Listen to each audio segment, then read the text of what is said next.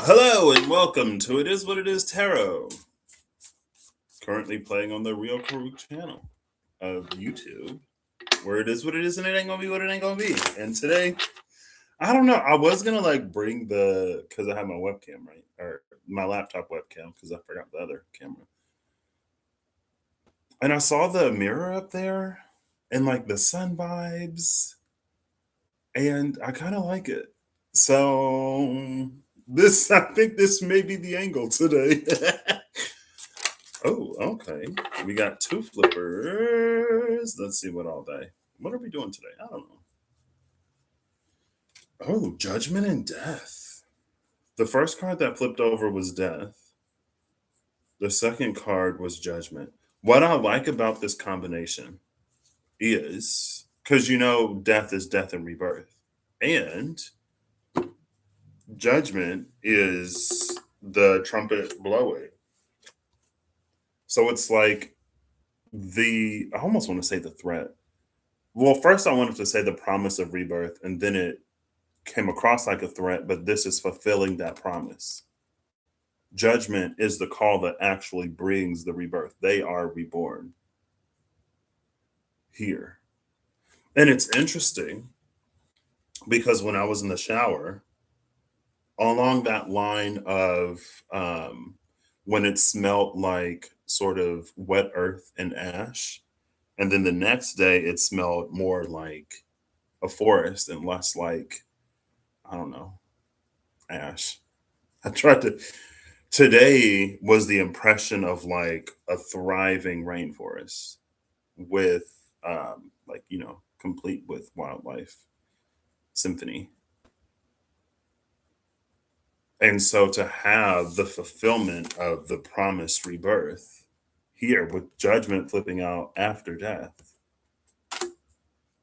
I'm like, okay, maybe that impression was, I wasn't necessarily gonna, talk about it. This is interesting. What do I do with this? And the tower at the bottom of the deck. With the tower at the bottom of the deck, there's an impression of, it's almost like if there is a tower, right? And some of the bricks are to be, let's say you have a building that is slated for demolition, and some things within that building are to be reused. Right. So usually it's like you take down the building and you'd separate out the things that you want, and then you would use those to build up whatever else. But it's almost this like process of, instead of destroying the building and then building something else, you just like pull everything out of the building. Like if you could vacuum out the stuff that you want, and then the rest of the building just crumbles without, or it's left in whatever state it's left in. It doesn't necessarily have to crumble.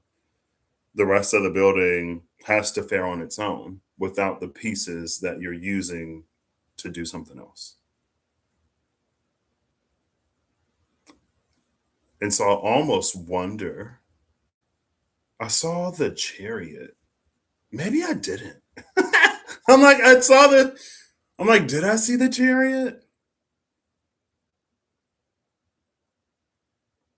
Because I don't know, something about this judgment being immediately after death makes it feel quickened or hastened, or it makes it feel like a much quicker process than it usually is. Because again, it's not like you're going through this however long process of taking down the tower and then separating out the things you want and then using that to construct whatever. It's almost like, again, if it were like magic, where you can just pull the stuff that you need out of this tower and start automatically assembling or putting together what you're going to do over here, and tower number one just like falls apart with all the stuff that you pull out of it, right?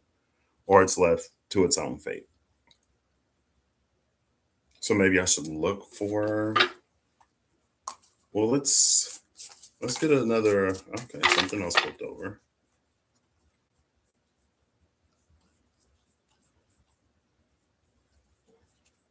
Before I went live, The Nine of Swords. I think that's it.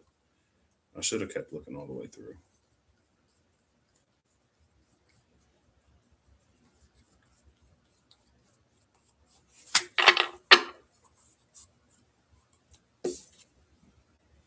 Which is, the card of like, kind of, it can be being at one's like wit's end, right? Like not knowing how something is going to go or how to address something. And it sits so heavy on one's mind that like they can't sleep.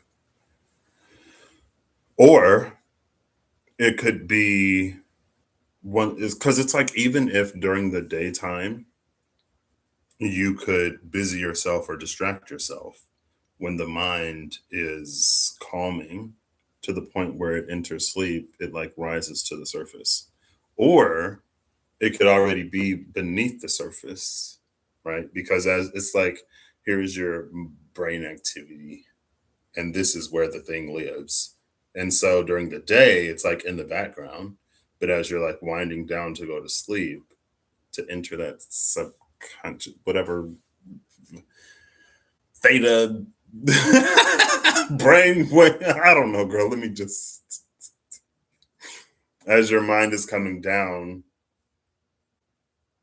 here, okay. As your mind is coming down, then it's like, and because it's so heavy, it gets caught there.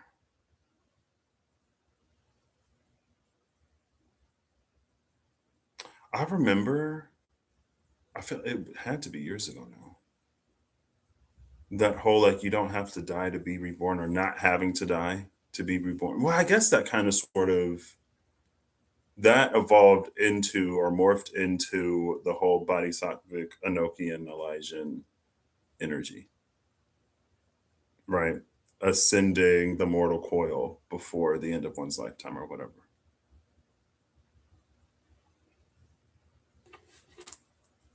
Eight of Wands at the bottom of the deck. I like that. Because again, it does feel sudden. Seven of Swords in the Eight of Wands. And the Seven of Swords is heading towards that Eight of Wands. And again, see, that's that energy. If you have seven swords, right? Five of them you're going to use, two of them you're not going to use. The tower that had seven now only has two. And again, it's happening quickly.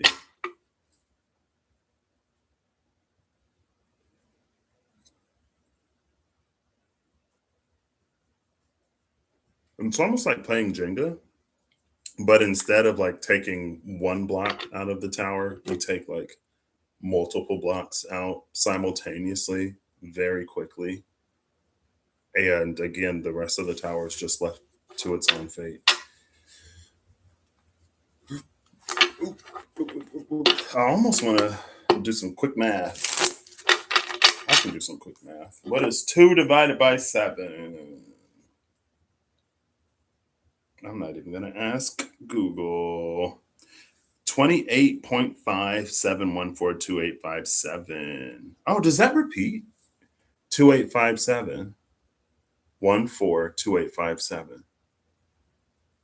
I kind of want to do something with that. 2 divided by 7. You see that? You see how it kind of repeats after the 14? 14 is temperance. 7 is the chariot.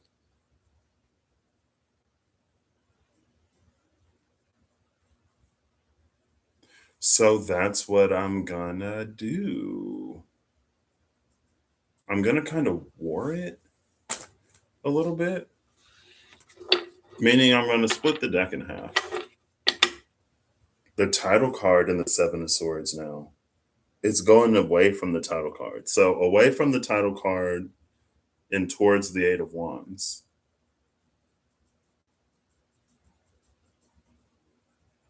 And there's an Ouroboros on this title card. Yeah, it's fine. I think, no, I'll talk about it. Sometimes it's like I like to find low hanging fruit. Knight of Cups in the world?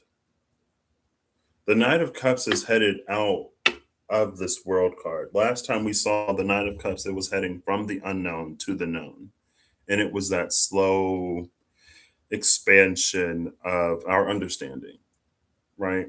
Things go from unknown to known, not yet seen to seen, unexperienced, untested, untasted to felt, perceived.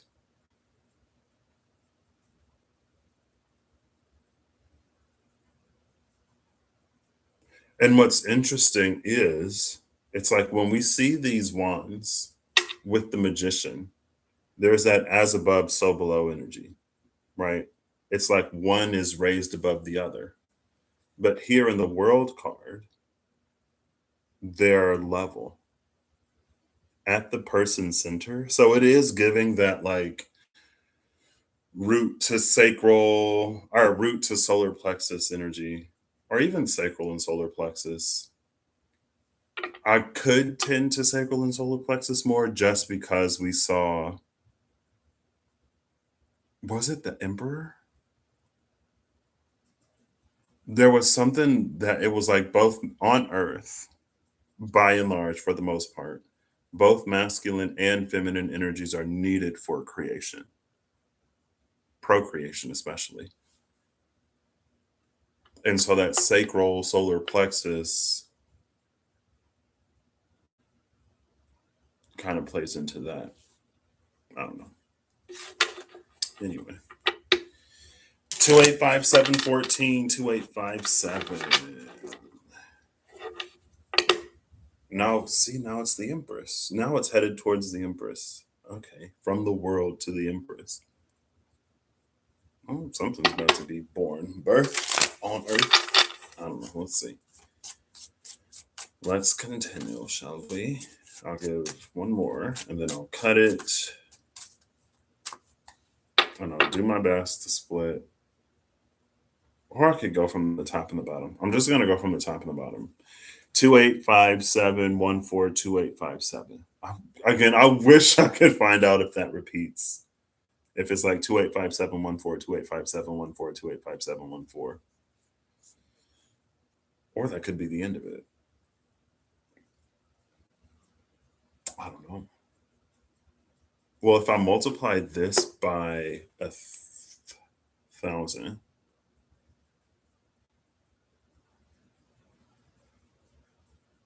that didn't help. I thought I would get more decimal places times 10. Now it's just 2857.142857. Oh well. Oh well, oh well. Okay. Am I gonna reveal them? No. So one, two, one, two, three, four, five, six, seven, eight, two, eight. One, two, three, four, five. One, two, three, four, five, six, seven. One, two, three, four, five, six, seven, 8, 9, 10, 11, 12, 13, 14. The Ace of Cups.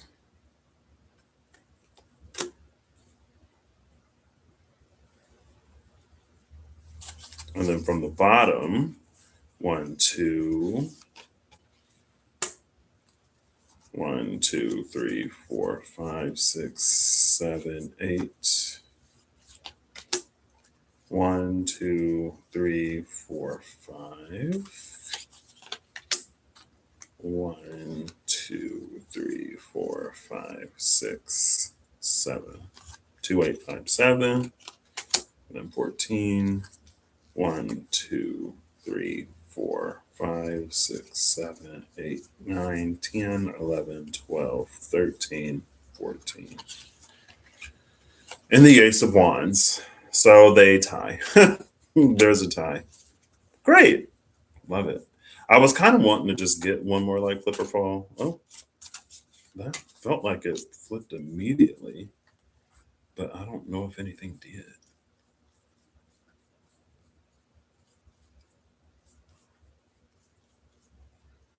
What's interesting about this Ace of Cups, Ace of Wands is it did flip, and it's the Page of Swords.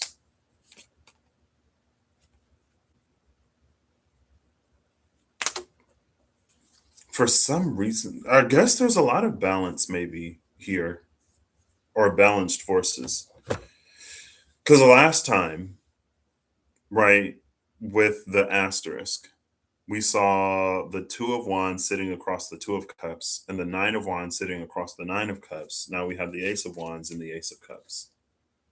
Now, what's interesting is just like that world card, right? There's that whole from the magician, I believe, in the tarot apocalypsis, fire in heaven is water on earth. And with seeing that world card, if you would sort of envisage, I don't know if that's how that word is supposed to be used. If you would imagine her head as the upper world, her feet as the lower world, those wands were held around her waist in her center,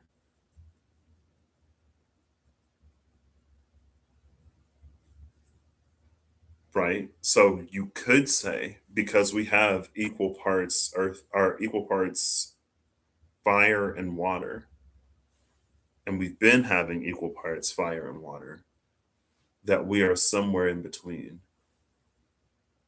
heaven and earth. I wonder, anyway.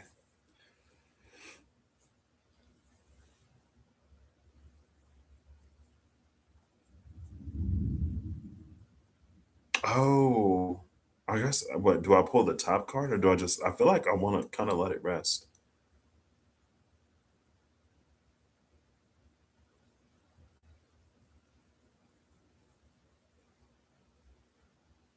This page of swords is, as I laid the cards on the table, the page of swords, because I have death, judgment, slightly below it, the nine of swords, the page of swords I put here. Here is the four cards with the ace of cups, and here is the four cards with the ace of wands, because I only have so much room. And I guess the one that sort of descends or ascends, the vertical is the ace of wands, the horizontal is the ace of cups, right? So, I, you know, heavenly fire, or fire in heaven, and it's the one that's like vertical, and then on earth it's horizontal, and it's the ace of cups. The nine of swords is looking over, sorry, the page of swords is looking over the nine of swords to the judgment card, and even again, as it sits, oh, judgment is looking down towards this ace of swords, towards the nine of swords, I'm sorry.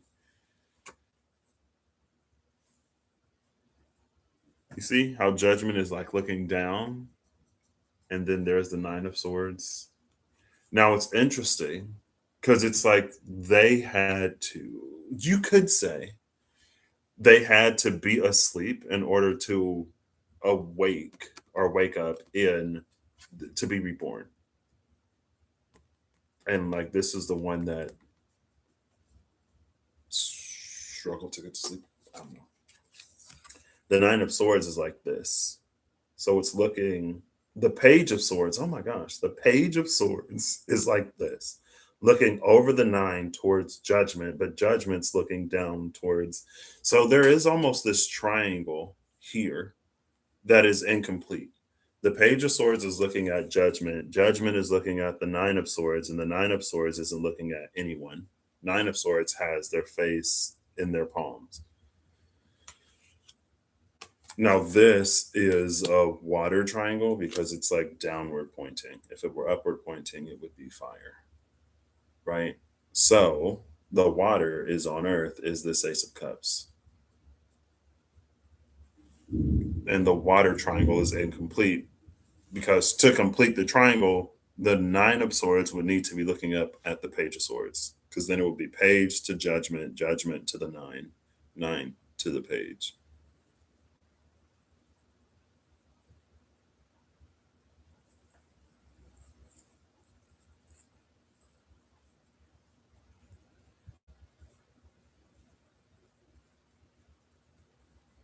This is not what I plan on doing today at all. Not that I necessarily had plans for whatever was happening today. Okay. We could start by looking at the Ace of Wands. You know what? I kind of want to do these card by card. So the second for each, we have the Two of Wands on the side of the Ace of Wands. All right. Oh my gosh. I'm so sorry. I feel like. So, what I was going to say is, because after I had that whole impression of this, like, because again, last time it was like the after fire. So, the plants that recover first after a fire that sort of reset an ecosystem. I kind of like ecosystem. Anyway, they serve as the foundation for everything else, right? I also came across the fact question mark, the statement, the information, right? Because information can be true or false.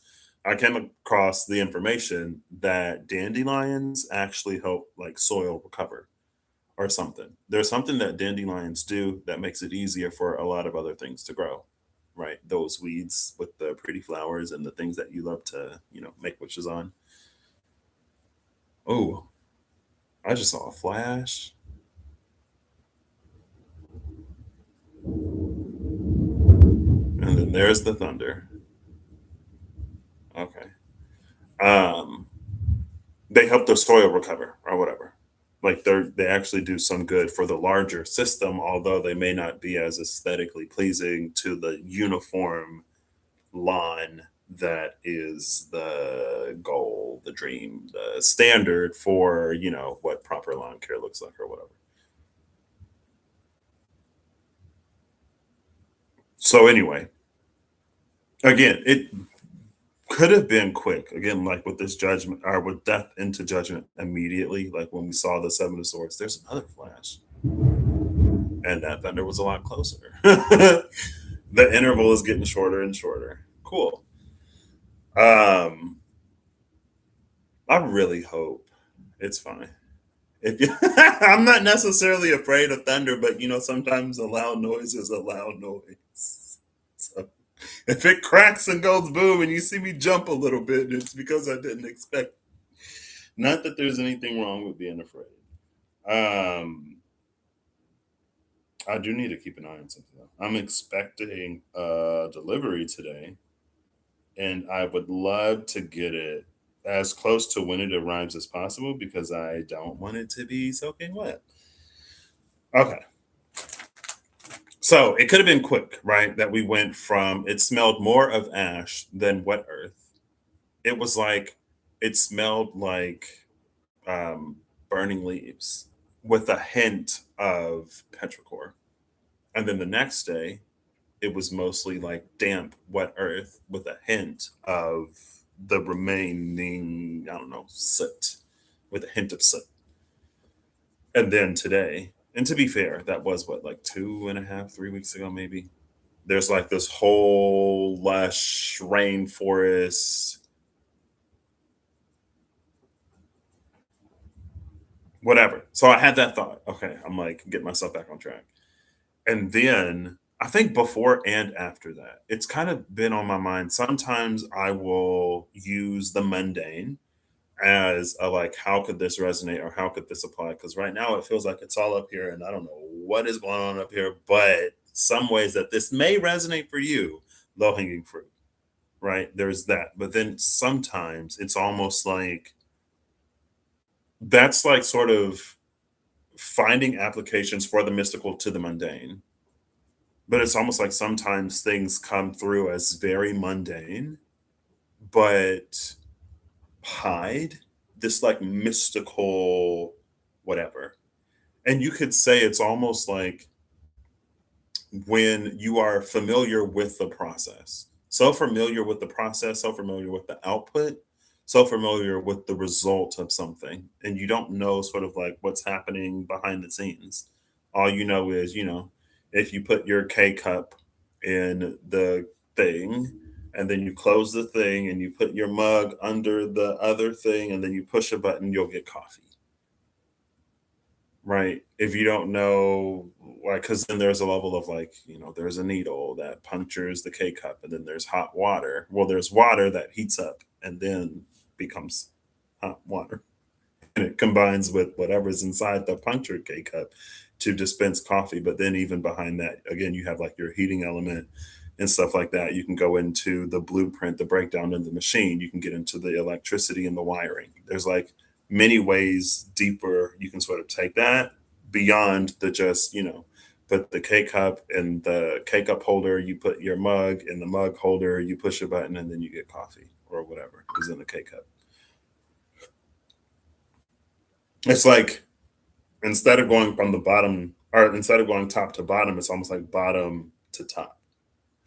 Where again, it presents as very mundane, but then it sort of gets into the mechanism and the machinations of the creation of the creator, of the creator's creation. And I don't know. I feel like sometimes, and more often than not, I'm completely fine with that. Like, even if, because again, last time I said what I said, the cards came out, said what they said. I was like, okay, I can easily see.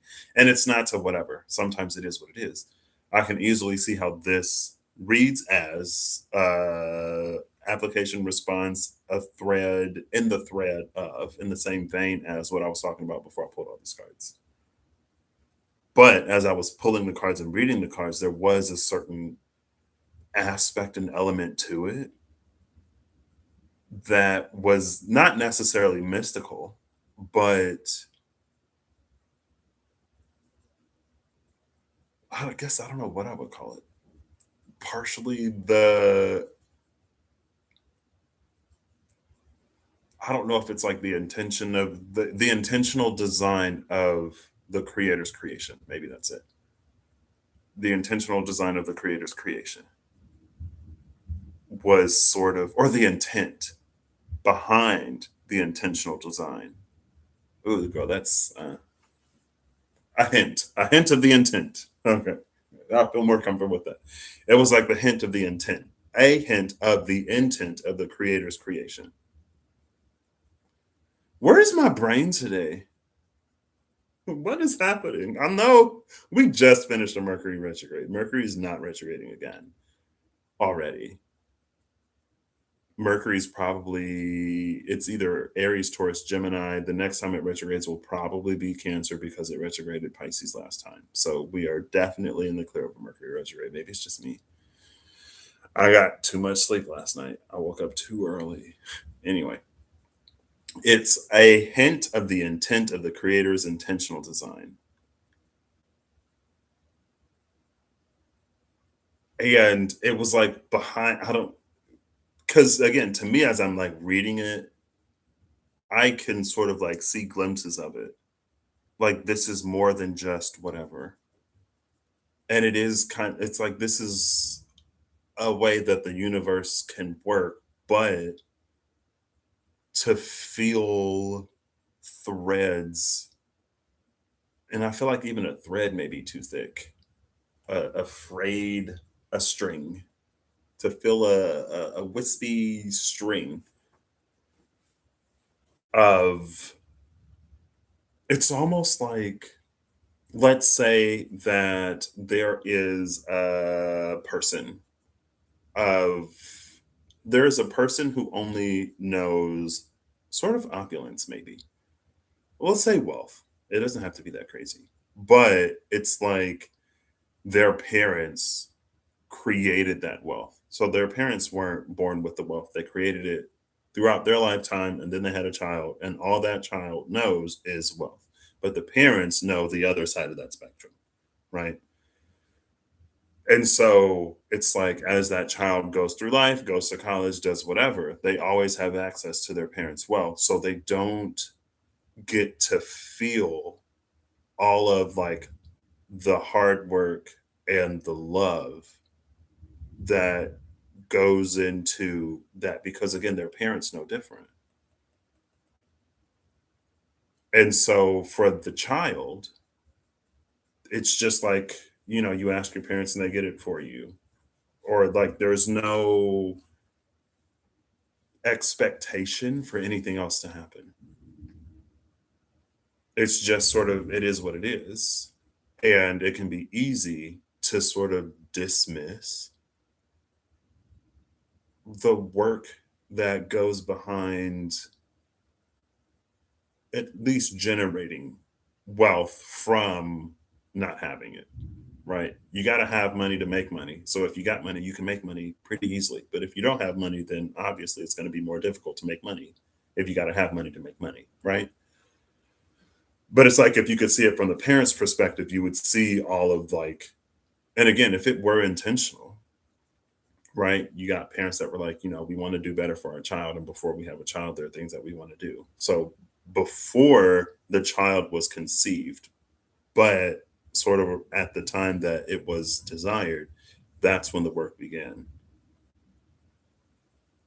And it's like if you could see it from the parents' perspective again, you would see like all of the love and all of the everything that went into creating a life so that the child can be completely ignorant to the value of money. Not necessarily that, but just so that the child could be so used to having their life that they don't even think or question, right? So it's kind of sort of almost like that. You see a hint of the intent behind the intentional design. Anyway,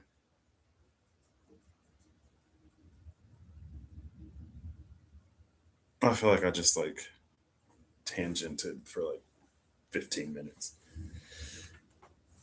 Oh, yeah. So sometimes, I don't know, I don't often feel, I feel like I am a lot quicker to try to find low hanging fruit than I am to try to express the feelings that can sort of come through in a reading when something mundane is happening. And I'll be like, this, it feels like this is the divine's or spirit's like affirmation to us. Like, I know life is hard, but blah blah blah blah blah, whatever. And then again, at the same time, how can you properly communicate something that you barely get a grasp on? That you got enough ego within yourself to whatever, but you ain't got so much ego that you would be saying, whatever. That's why I'm like a hint of the intent, like anyway. Because sometimes it's like, again, our intuition and discernment will take over. I'm not necessarily in the camp that I have to sort of break down and explain every single thing because I don't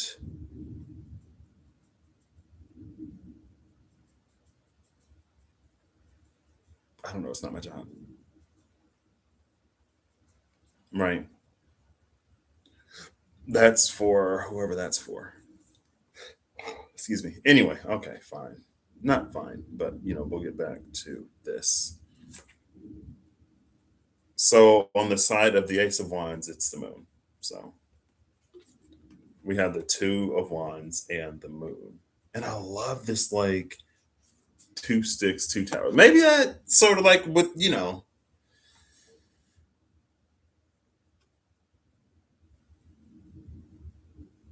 see, but the Ace of Cups is like on earth, the Ace of Wands can be as it is in heaven.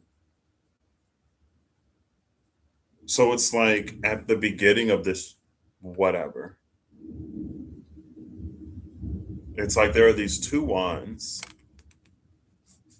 and this Two of Wands. And it's like after a significant amount of time or after a sort of happening, there's a flash. Well, it's just thundering all over. So there's another flash, flash, flash, flash. Yeah, the storm is here. There's no, but it's interesting because there's like this huge storm cloud that's moving to reveal sky.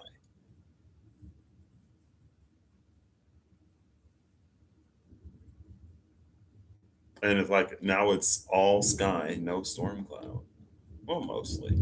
It went from all storm cloud, no sky. Flash. Sorry, let me try to focus. So it's like if you were to look at these two towers in some indeterminate amount of time in the future, these two wands are the base of these two towers, right? And so that speaks to an element, to the element, an element of us not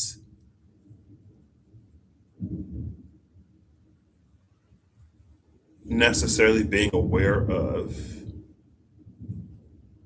how things sort of play out in the long run,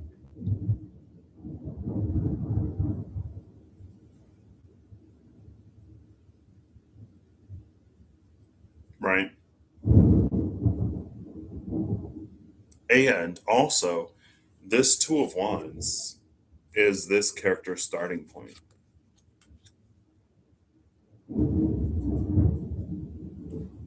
It's something, again, kind of sort of in line.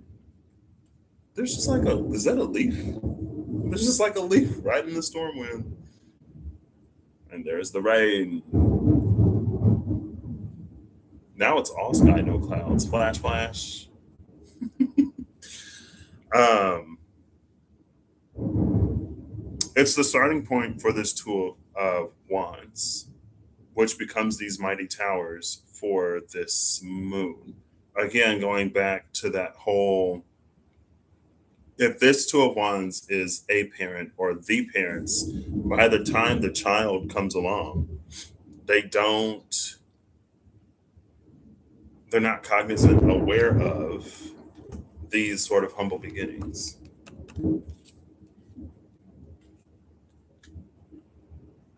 I think I finished the thought. Maybe I didn't. I don't know. The thought was, if I didn't finish it, I'm like all over today. The thought was that sometimes I'm comfortable with just presenting the mundane as the mundane and hoping that the whatever,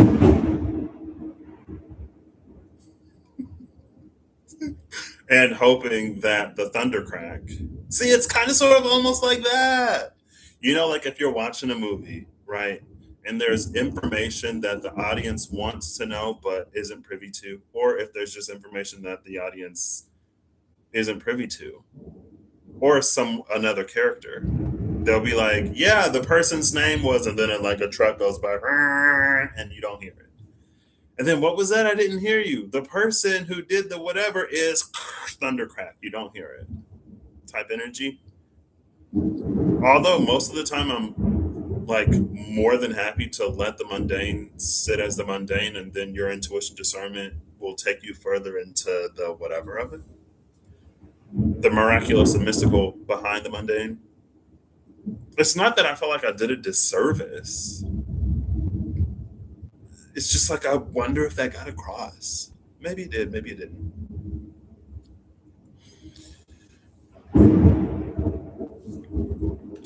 Okay. That was the two. Oh, should we like try to numerology? It. Also, 285714. There are no repeating numbers in them because we didn't have repeating numbers when I did the other thing either. So it was easy to collapse a lot of the numbers to nines because they didn't repeat. The 285714, the two would collapse the seven, the one would collapse the eight, and the four would collapse the five. So that would leave us with 999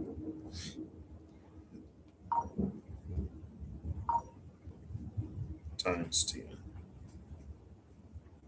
28571 times 10. Right? And they do it in order because it's a 6 digit sequence, 285714. So in the first three, you have the first three and the last three. The first of the first three is completed by the first of the second three. The second of the first three is completed by the second of the second three. And the third of the first three is completed by the third of the third three, right? If you look at it, 2, 8, 5, 7, 1, 4. The 2 completes the 7, the 8 completes the 1, the 4 completes the 5. So that would be 999,999,000. And then it repeats 2, 8, 5, 7.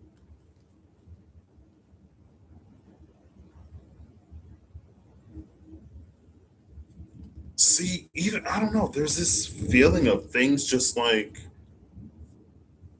you know, coming together, fitting together. I'm like, I am semi desperate, not desperate, very curious to know what astrologically I can blame for my lack of coherence. The next card is the Eight of Cups on the Ace of Cups with the moon in the back.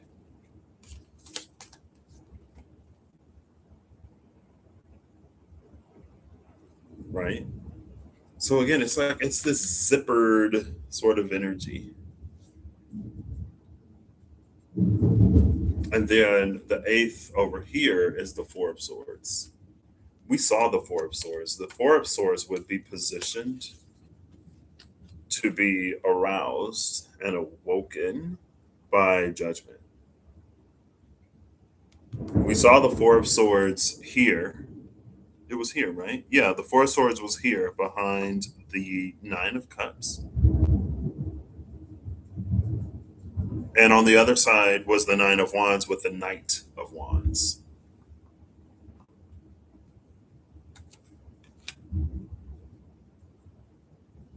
So here the Ace of Cups would take it. In the first one, the Ace of Wands would take it because the moon is a major arcana, beats out all minors. The 8 would take the 4. Let's just keep going. 2, 8, 5. The fifth card is the Knight of Swords. Oh, I was going to look at the numerology of it too.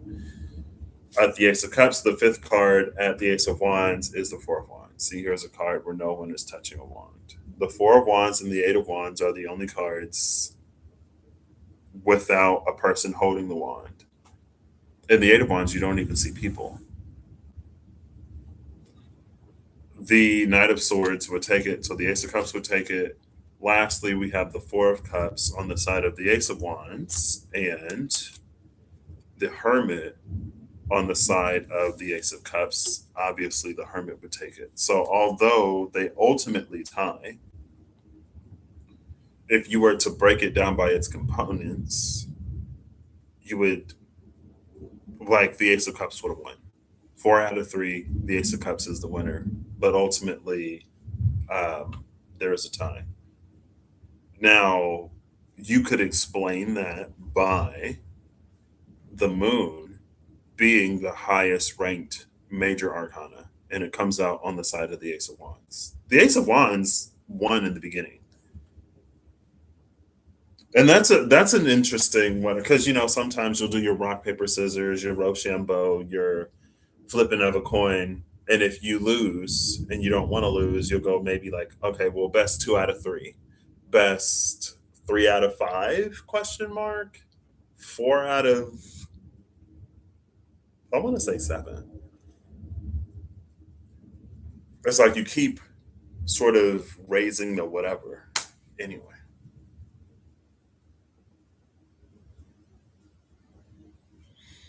so if 2 is the duality or the two sides, the feminine, masculine, the above and below, the internal and external, the intention and the word or the meaning. For the Ace of Cups, it's the Two of Wands. For the Ace of Wands, it's the moon. When it comes to the element of change or the point at which things could change, we have the Knight of Swords for the Ace of Cups and the Four of Wands for the Ace of Wands. When it comes to the element of the mystic, the beyond, the initiation, you have the Hermit for the Ace of Cups and the Four of Cups for the Ace of Wands. And when it comes to the spot of that, I feel like can be a trap, but is also like abundance. It's on its way to mastery. It's the adept. You have the Eight of Cups for the Ace of Cups,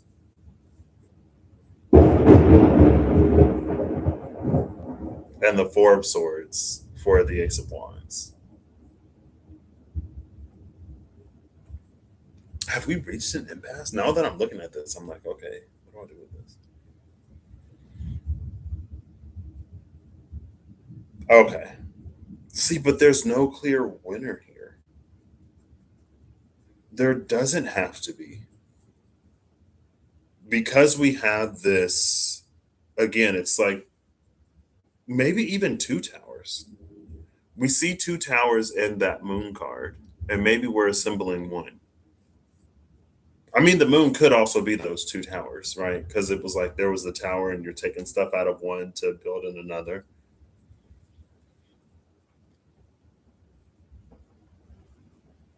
Oh, girl, this is what we're gonna do, and I'm gonna take a picture so I don't forget because I am liable to forget.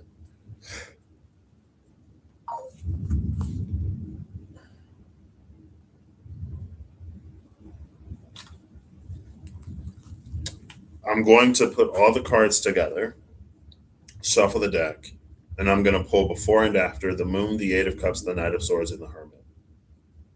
Because it's essentially this is 444. How did I not catch this? What? On the side of the Ace of Wands, it's the moon, the Four of Swords, the Four of Wands, and the Four of Cups. So the eight, the five, and the seven are all fours on the side of the moon card. The major four is the Emperor, but it's four pentacles away from the Emperor. The moon. What? So here, the moon obviously sits in place of the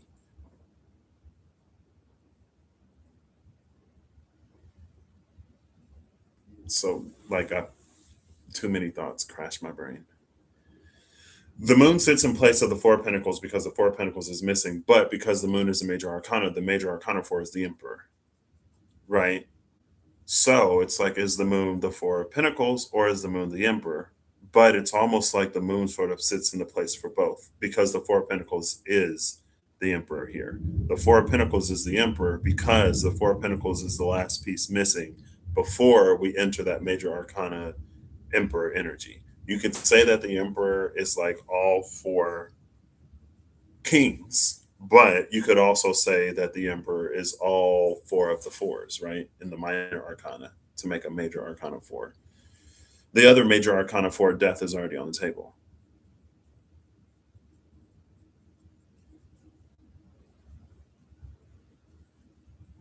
So it's like these two things are one and the same. Not really, but effectively because everything else is here, right? If you have an abundance of oxygen, relatively unbound and ready to react with hydrogen, then you could say that hydrogen is water. Because as soon as you start to add the hydrogen, you'll start getting water because the oxygen is abundant and available. Available meaning it can break its probably oxygen is a diatomic element. I think that's the word. You find it paired up. O2, right? Oxygen pairs with oxygen. I think our is Honkelbrief the diatomic elements. So hydrogen, oxygen, nitrogen, sodium. No, no, sodium is NaCl. I know it's like sodium chloride, but is chloride Cl element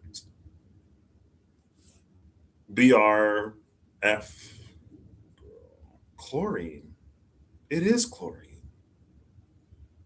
See, I thought it was chlorine, but then my brain said like, but you put chlorine in a pool.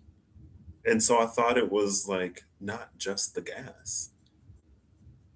You gas the pool? Yeah, chlorine gas. Okay. I don't know why I was, yeah. I was thinking pools, and then I was like, wait, that's not, is that the same? Yeah, it's the same. Anyway, you could say it would appear to man, it would appear to someone who doesn't know. Again, if we're talking about the mystical and the mundane, it could appear that hydrogen is the same as water because you exist in an oxygen rich environment where the oxygen is available to bind to the hydrogen. And it's like as soon as you add or as soon as you add hydrogen, you get water. So why would you think that it's any different? Okay, are we like almost sort of low key getting somewhere? Okay, all right. I think we're almost sort of low key getting somewhere. This is my process. I gotta talk it through. So, because we have the bricks that are being magically shifted. Once I'm gonna go get some water and then I'll be back. I am relatively sorry. I just like I gotta get up. I don't know what's going on with me today.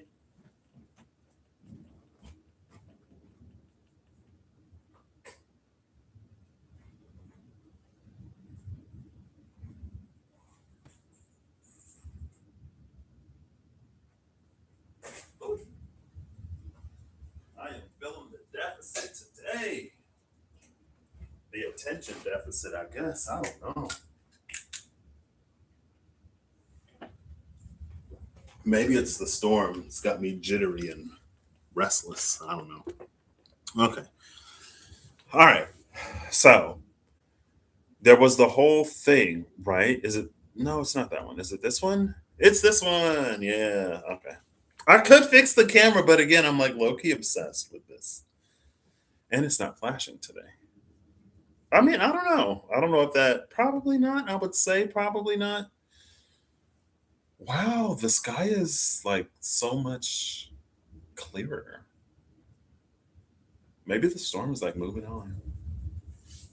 Okay, so where was I? Where was I?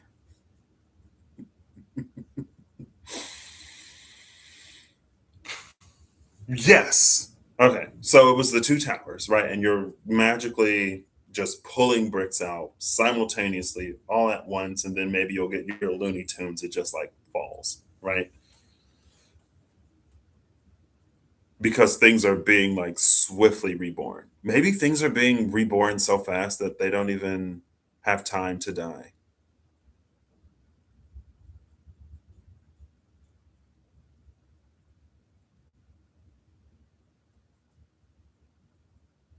See, there was the initial, because I feel like for me, when I read cards, I'm not going to speak for everybody. There's like low hanging fruit, and then there's a first impression. Sometimes there's a first impression of a card or of a combination of cards. But sometimes I feel like I gotta get beyond the first impression to see what it's actually saying. It's almost like if you listen to somebody talk, and if you are an active, engaged participant in a conversation, right?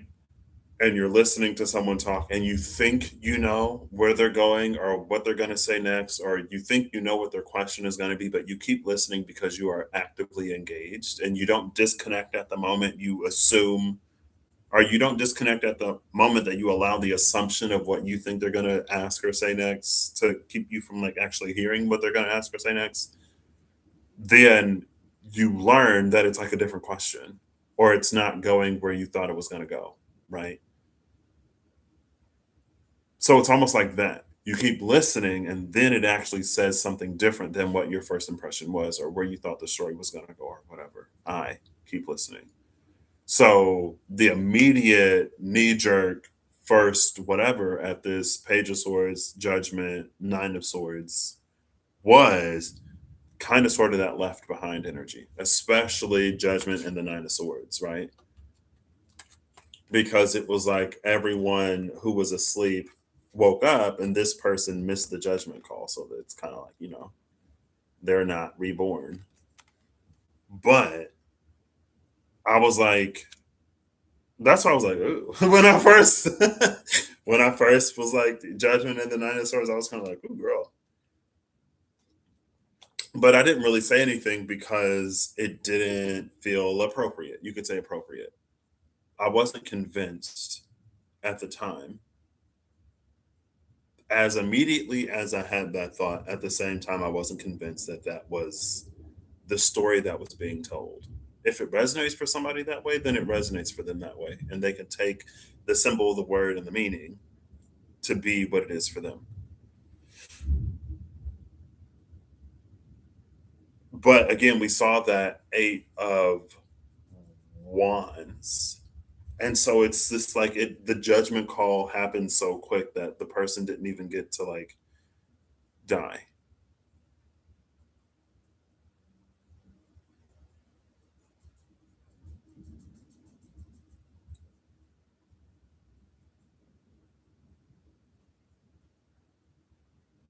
Also, here, you could say we have the heart, the upper four chakras, the heart, the throat, the third eye, and the crown, where we saw the world holding the wand at the root to the solar plexus or the sacral and the solar plexus. Because the person is bent over, the second sword pierces both the throat and the third eye, roughly. Yeah, yeah. Because they're bent over, the second sword from the bottom, this one, pierces both the throat and the third eye. And then you could say that one pierces the crown. The heart, the throat, third eye, and the crown.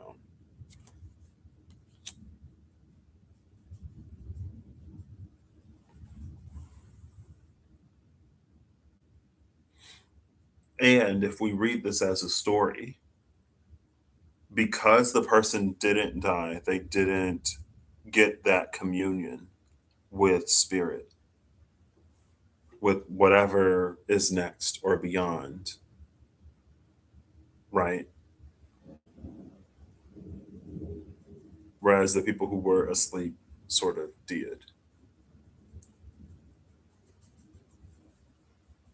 And then you're just like, what? Anyway, okay. Over here, again, Two of Wands, Eight of Cups.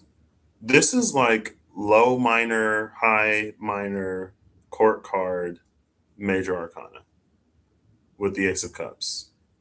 From the Two of Wands to the Eight of Cups to the Knight of Swords to the Hermit. This is someone who's grown wise by experience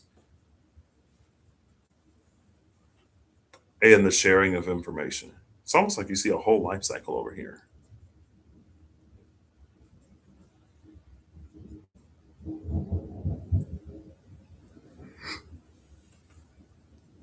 Are we back into the way of it all? Okay.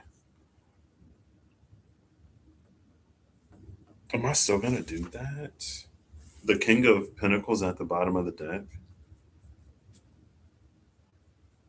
and the Three of Swords at the top. The King of Pentacles would have taken it if I did pull the top and bottom to break this tie.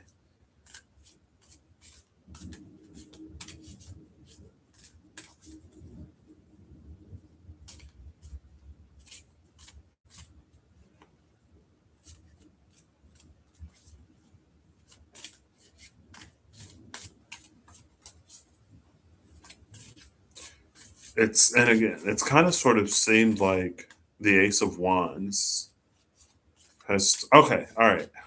Goodness. It seems like the Ace of Wands has stalled out, right? Because it went from major arcana to 4 4 4. Whereas the Ace of Cups has been progressing. It went from 2 to 8 to a court card to a major arcana. Not only has it been escalating every time, but again, it's jumped sort of ranks. And again, if we think of the horizontal as the water on earth and the vertical as the fire of the heavens, it would appear that the heavens, like in the beginning, the heavens were winning in this moon card sort of energy, as compared to the two of wands energy. It's like where things were just really starting on earth, right? But then for the first time of this 4 step process, and the first card was the Four of Swords, right? The Four of Swords is a card of rest, recuperation, rejuvenation, convalescence, healing, taking the time that you need to heal from something that requires time to heal from. And that's where the heavens sort of were. And in the time of rest, recuperation, rejuvenation, maybe perceived as silence, there's the Eight of Cups. And the Eight of Cups, it could be like distrust, the disappointment, a wandering, like where did the divine go? Am I all on my own? I feel like I've been abandoned. Spirit is silent because it's sitting at the Four of Swords. Ooh, girl. That one like shook the house low key. Not like high key, but it did kind of shake a little bit. It didn't like catch me off guard. You'll see me jump if it does. Hopefully you don't. But anyway, so there's this whole okay. At first, again, it's kind of sort of one of those God works in mysterious ways. You could say it's the beginning of one spiritual journey where they are aware of spirit, interacting and in tune more with spirit, but spirit is behind the wheel. The Ace of Wands is winning. It's literally the beginning. Two of Swords, literally the beginning of a journey. The card of the beginning of journeys. A card associated with the beginnings of journeys. Probably the most associated with the beginnings of journeys, if not the Fool, I guess. Um, was on the Ace of Cups. The Ace of Cups is on Earth. The Ace of Wands is in heaven, right? Spirit goes silent with the Four of Swords. And on Earth, this Eight of Cups, it's like someone moves away, right? Here are all the mysterious ways in which things used to work out. There's all the good times, the happy times. You could say, when you're in the honeymoon phase, maybe of that spiritual journey. And then things kind of sort of like slow down, at least on one side, or at least it seems, right? And then Spirit or the Ace of Wands comes out with the Four of Wands. It's another four. It loses again to this Knight of Swords. So this person has gone from the Two of Wands to the Eight of Cups to the Knight of Swords. So the word that the Knight of Swords is spreading, the information that it believes to be true, that it guns blazing, full speed ahead, that it full speed ahead, just like goes through life like at this point not even necessarily really thinking anymore, is the truth of like this distance. And then Spirit has the Four of Cups, Ace of Wands has the Four of Cups, the Ace of Cups has the Hermit. But this Hermit, rather than growing wise on sort of the truth integrated with this spiritual whatever, it's grown wise on what it perceived as a distance, a silence, a lack of spirit. And you could say true spirit, right? The hermit that's grown wise on the wisdom of this Knight of Swords. We don't see the King or the Queen of Swords to give us the context that this Knight of Swords ever became any smarter.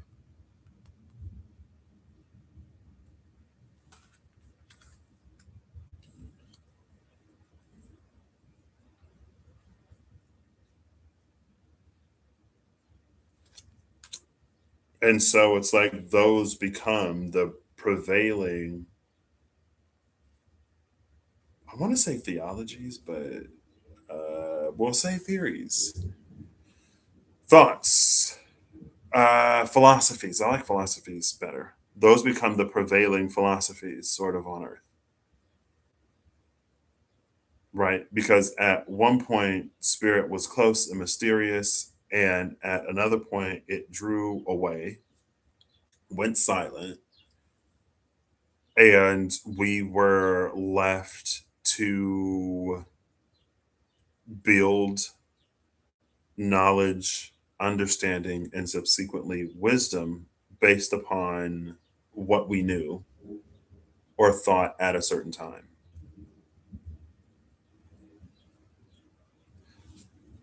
I'm gonna look before and after the Four of Pentacles and the Emperor. Four of Pentacles is in between the Seven of Wands and the Wheel of Fortune.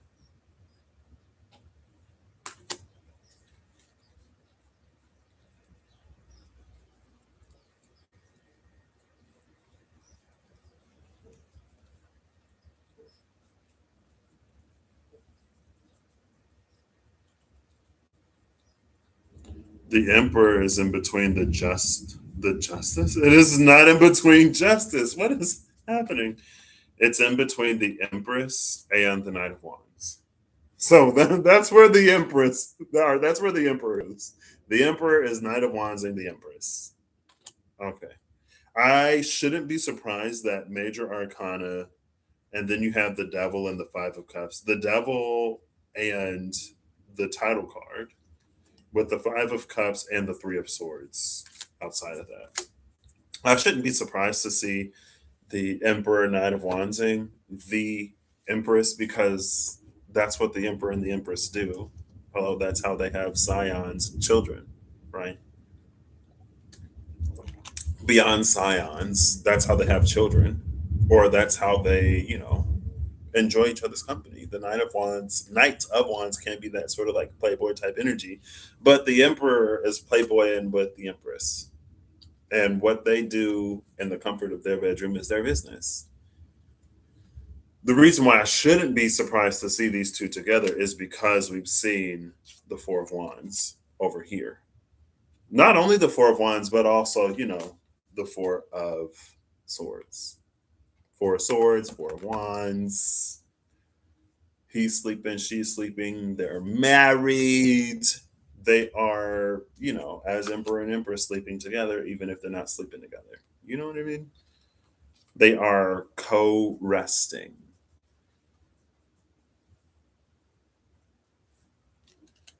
And then over here, we have the Three of Swords and the Five of Cups. Literally, these two. Here is the heartache, heartbreak, and there is the grief. And on the other side is the Devil and the title card. The Devil and the title card. Again, I'm not surprised because we saw that Eight of Cups that led into the Knight of Swords, that led into the Hermit, right?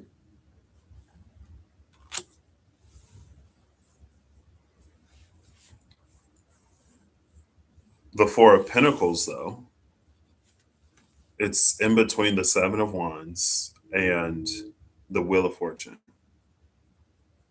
I know we've seen the Seven of Wands before, but that's fine. This is like what the major arcana is major arcana, the minor arcana is minor arcana, right? See, but this, when we saw, because we were walking back, I think it was the Knight of Cups that we walked back. Yeah, because the Knight of Cups was holding a sword. We walked back the Knight of Cups and we saw the Hermit, we saw the Wheel of Fortune, we saw the Devil,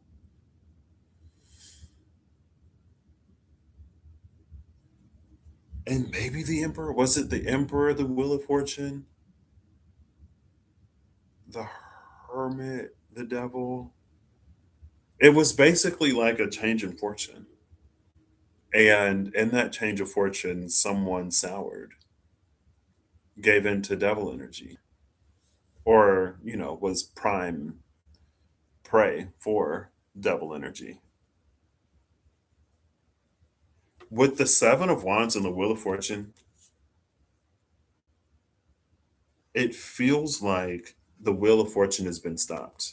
Like if it were a network of gears, this would be something stuck in the gears, right? To stop the Wheel of Fortune from spinning.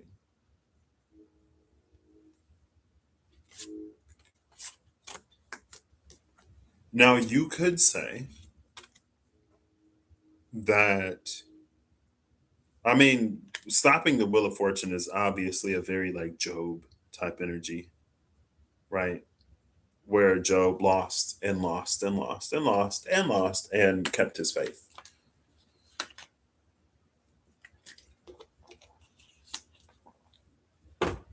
But you could also say it's a time that tests the measure of one's.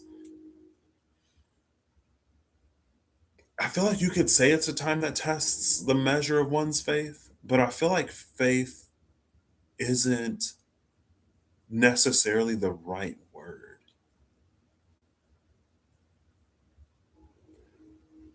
I feel like for some reason, faith and trust can be different. And, I love to get Gemini's opinion on stuff because I know.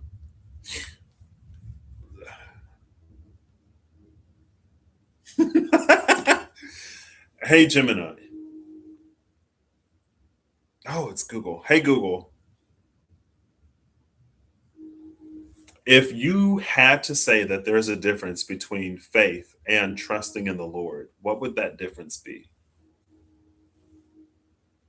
While the two are deeply intertwined, the distinction often lies in the transition from belief to reliance. The core difference, faith, is often the foundational conviction, the intellectual and spiritual yes to the reality and promises of God. It is the substance of things hoped for The and the evidence of evidence of things things not not seen. seen. Trust is the active application of that faith. If faith is the engine, trust is the act of putting the car in drive.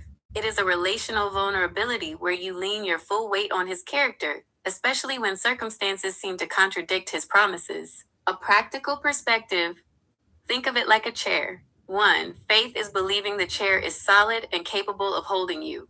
2. Trust is the physical act of actually sitting down. In a spiritual sense, you might have the faith to believe God can move a mountain, but trust is the peace you maintain while you are still standing in that mountain's shadow.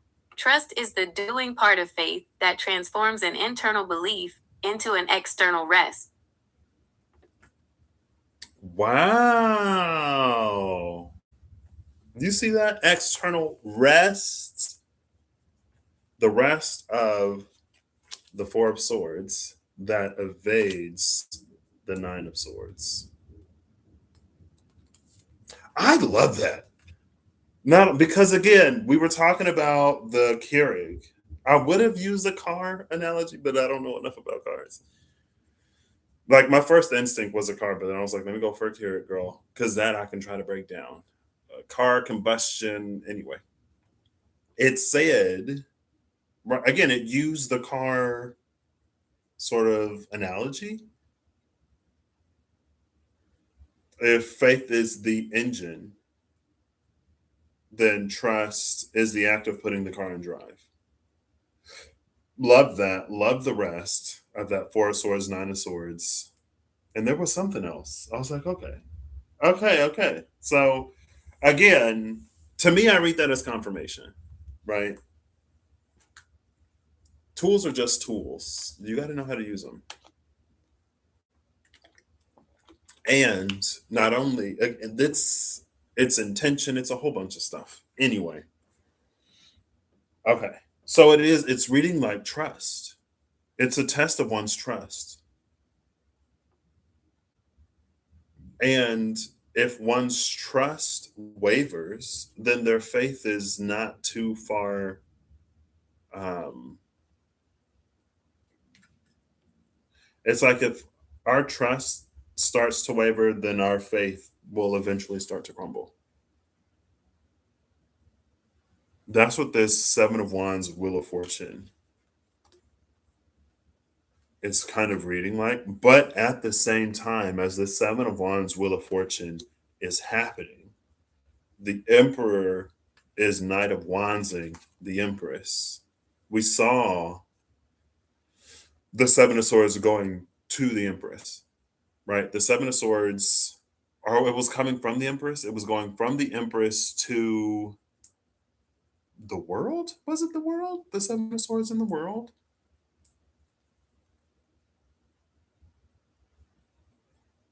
However, we saw these cards. A child is being born during the time of this test of faith.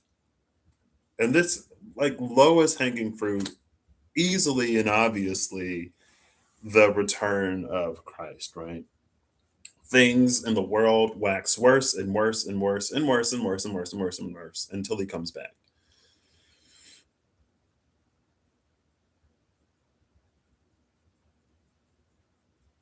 And in the meantime, you know, people, we do our best.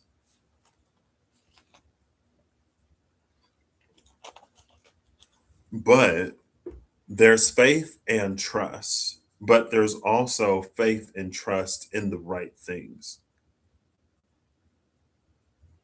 And the right thing is different for everybody. You could say it's the same for many people, but it's different for everybody. I think the storm is gone. There was like a bird that was up like flying, just like how bamboo or eucalyptus, just how like eucalyptus is one of those fire resistant plants. It's like one of the first to grow back. Maybe that bird signals the ending of the storm. I say that and then watch a crack of lightning peel the panes off the house as it shakes apart. Because anyway,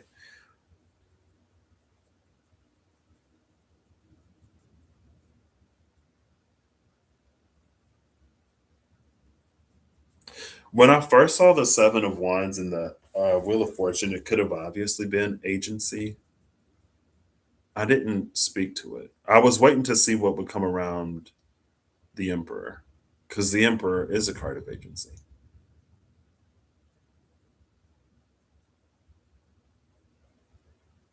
right?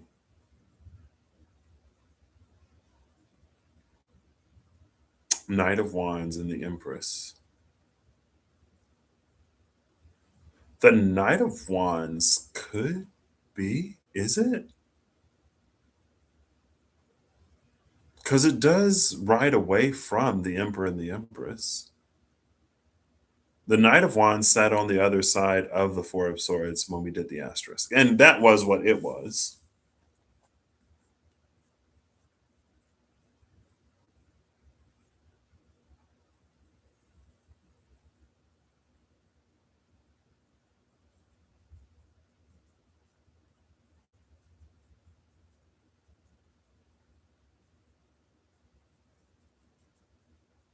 Okay. I feel like there is an obvious narrative here. Take it as it resonates when it resonates. If it don't resonate, don't take it. Low hanging fruit is just that. You pick it to put it in the basket to have something to eat. If you, if I don't want to say, just in case you don't find anything better. It's not like, the ripest, tastiest fruits are at the top of the tree, but if you can't make it at the top, you still got to eat. So you pick the low hanging ones, right? The ones that aren't necessarily so overly ripe that they're spoiled, but they're not at their peak freshness.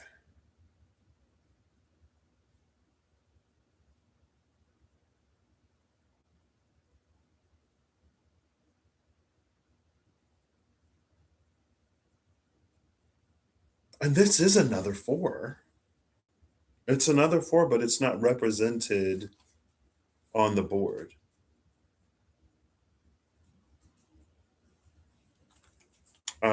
And this four is death, judgment, the Nine of Swords, and the Page of Swords.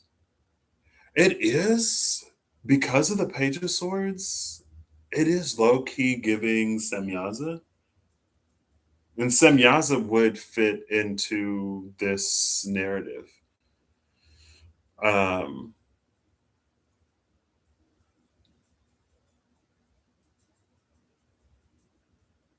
I mean, sure.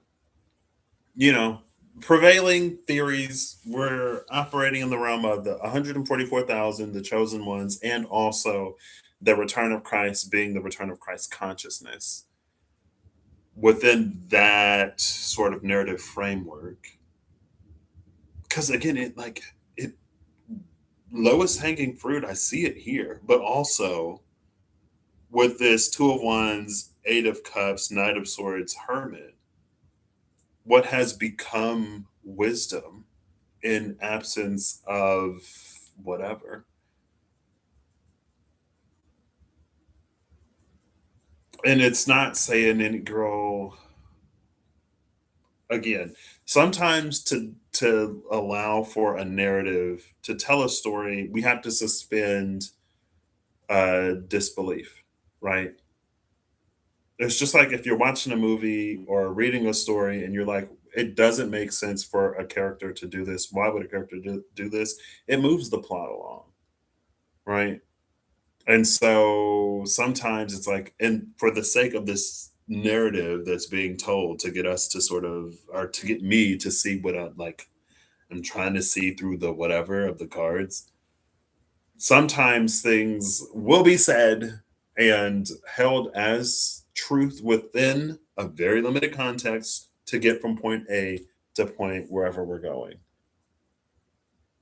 And again, it's to move the plot along. It's not necessarily saying that this is truth. That, like, as always, take it as it resonates. If it resonates, and if it don't resonate, don't take it. Sometimes what resonates is the moral of the story and not all of the details that move the plot along, right? Anyway, I say all that to say I'm not saying that it's not true. I'm not saying that it is true. This it's just it's moving the plot along. Right. So, because as I'm sort of like again sitting with this and allowing it to unfold, the Knight of Wands could read as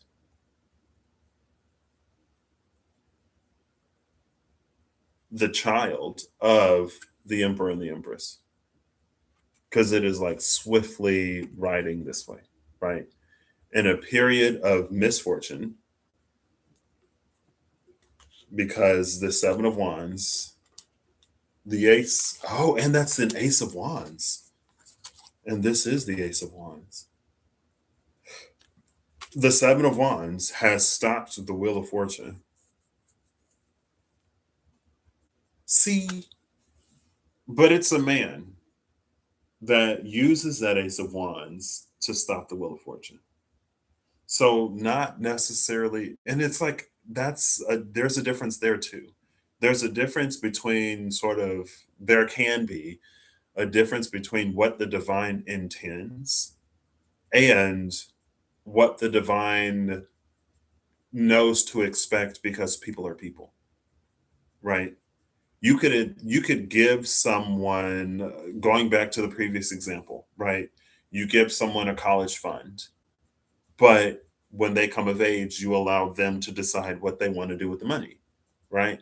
So the parents create that college fund with the intention of their child using it however they will to establish themselves in life. But the child can do whatever they want with that money. And just the same way, like we are the children, the divine is the parent that has this college fund or whatever. And just because the child is out blowing their money on whatever doesn't mean that the parents intended for their child to do that because when the child has free will and they came of age and the money is theirs to do with as they please. So there's this like obvious, so it's almost like because I was like, judgment is looking at this Nine of Swords And the Nine of Swords is sort of, you could say, overwhelmed. And it's like all of these other people are responding to Judgment's call, but Judgment is looking to that Nine of Swords.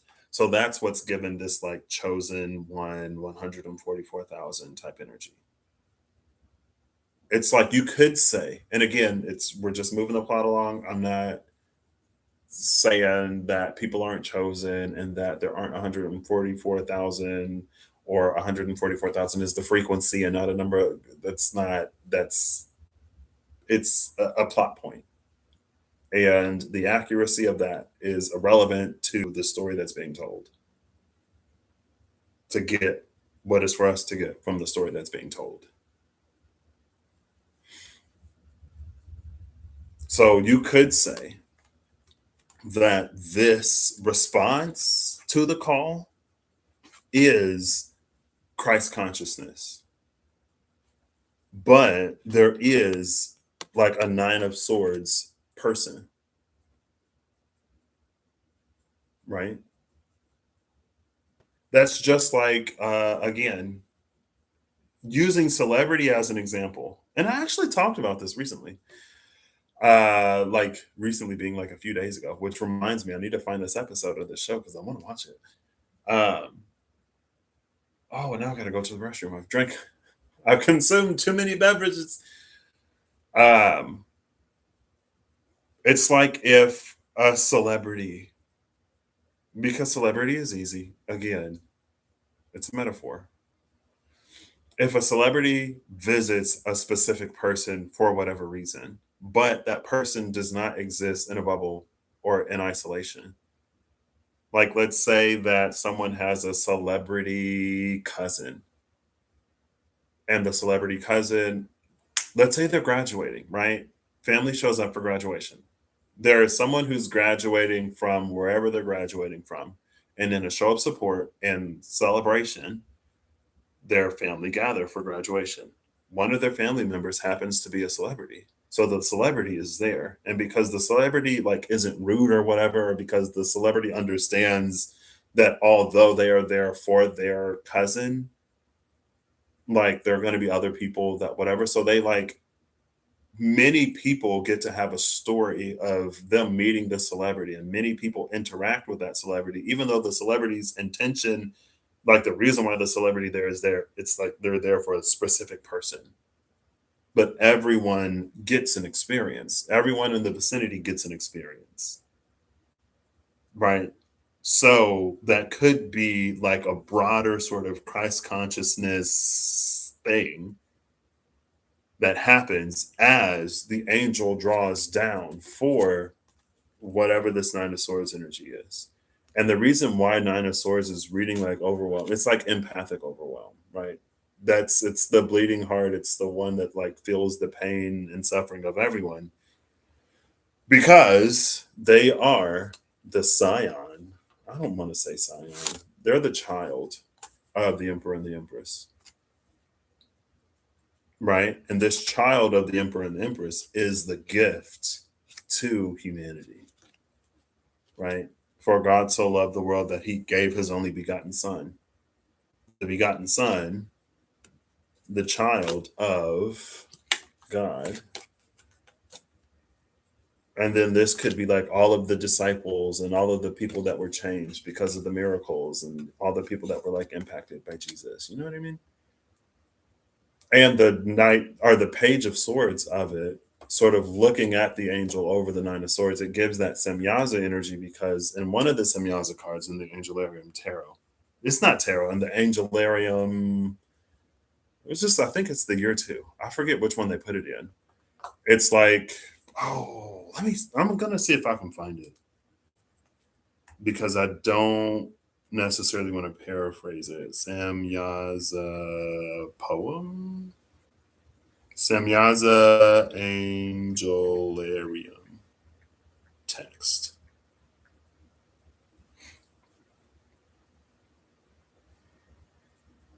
Okay, come on, Peter, please. Mr. Molbaka. Sorry.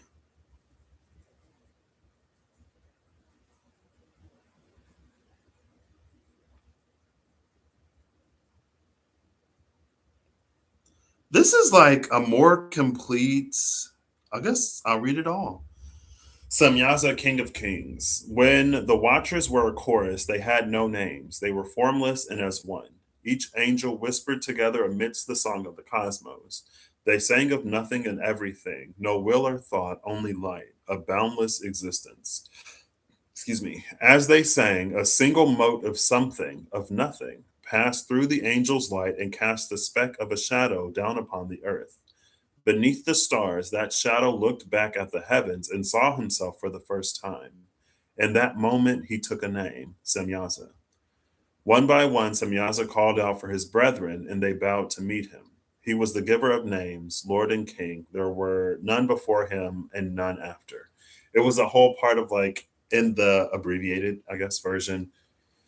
The angels sang and a drop of something fell to earth. And as that something looked up, as the shadow looked up and saw the light, it became Semyaza, right? So that's this like nine of swords, eventually into the page of swords. And even like reading these in sequence to go from not seeing to seeing and like standing tall and proud, bravely brandishing one's whatever and seeing. That's kind of like the bird after the storm cleared. Right. It's like that energy. The child recognizes,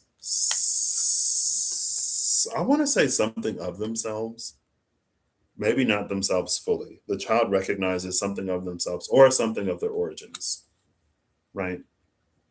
Type energy.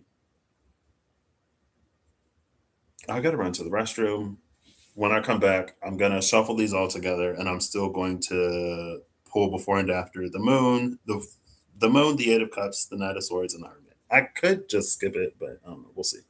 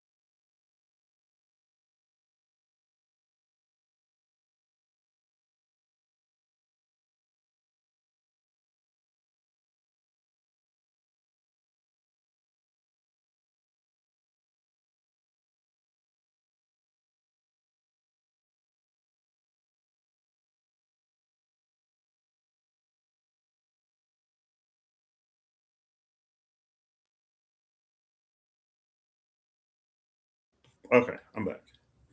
So I'm gonna check on the status of my. I think since it's done for the most part, rating. Excuse me. At least, hopefully, it won't get soaked. But I guess, I mean, it has to go from where it is to the truck to get to where I am, so it could get soaked either way. Anyway, all right. I feel like we kind of sort of low key may be developing a new edict within the realm of Rio Karukian mythos. And this was reading more like now, but because it's almost like, again, there's some aspect of the divine that draws down, words for whatever reason. And there are people, multiple people that get to have an experience with the divine. But instead of it happening like you could say now with Christ consciousness and the return of Christ, you could say it's happened once before at the birth of all religions on earth, that the divine drew near. And at that time, there were multiple people having their experience with the divine. And I mean, it's not like it ever goes anywhere, right? It's sort of always. Anyway, we were going to go there, but that's a bold statement. It's just that fact that, like, again, as the divine draws near, many people get to have an experience, but it's not necessarily physical. So it's not a matter of physical distance. If it's spiritual and more a matter of spiritual distance, then you could always like personally venture nearer. And now apparently the thunder is back. There's a rumble. You could always venture out, like, you know, not be a stalker, but there's like the bus tour in Hollywood, the tour of Beverly Hills question mark, where you can get on a bus and they'll tell you where all the celebrities live. I feel like it's one of those things that I've like heard about, so I think it's a thing.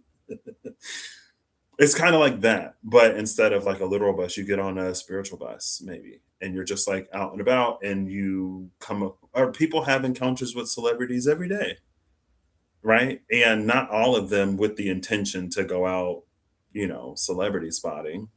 Sometimes you're just going about your day and you come upon somebody, right? Within the realm of the celebrity metaphor.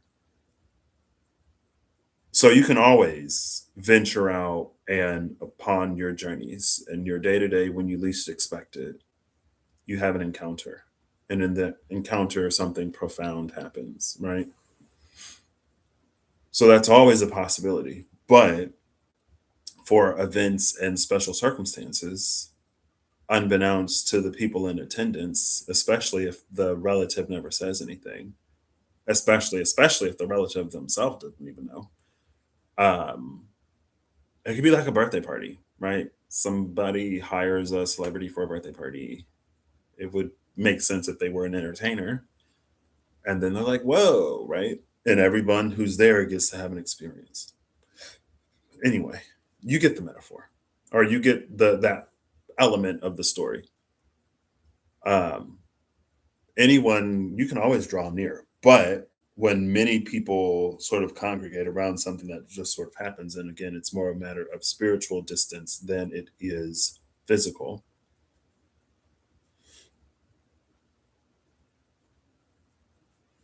I said that when I came back, I would just put the cards together and look for the significators, the cards that won, right? The building blocks that we use.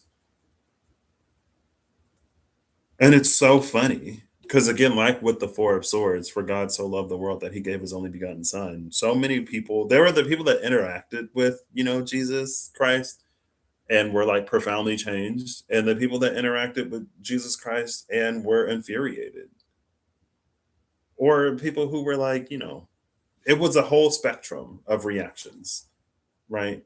The people who were in power or doing whatever that didn't appreciate the challenge and question to the status quo, they had their response and reaction and interaction and relationship. And then the other people who, were blessed by the miracles and stuff, they had their interactions, response, reactions, and relationship. Not everyone recognized him for who he was until the end when they did. Anyway.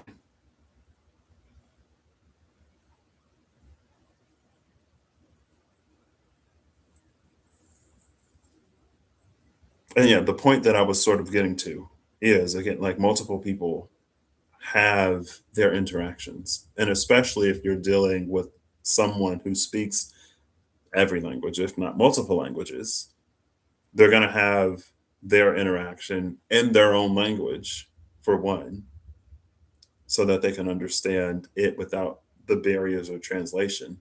And also at the same time, they're going to have it in the context of their own lives, for two, right?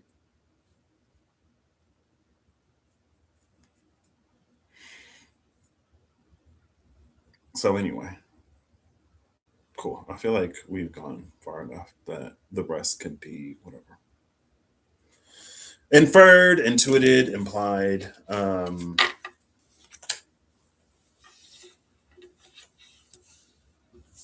Yeah.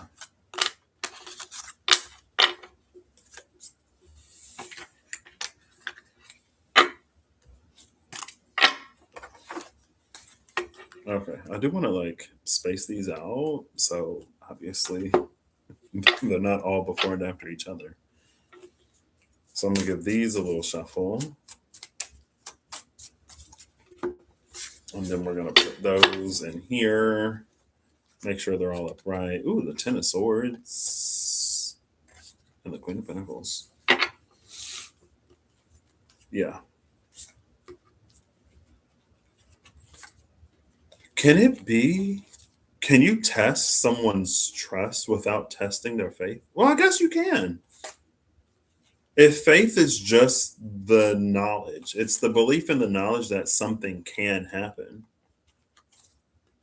There's a big difference between believing that someone can do something and trusting that they will do something, right? If I know that someone is capable of, it's fine. Yes, you can test someone's trust and not try their faith.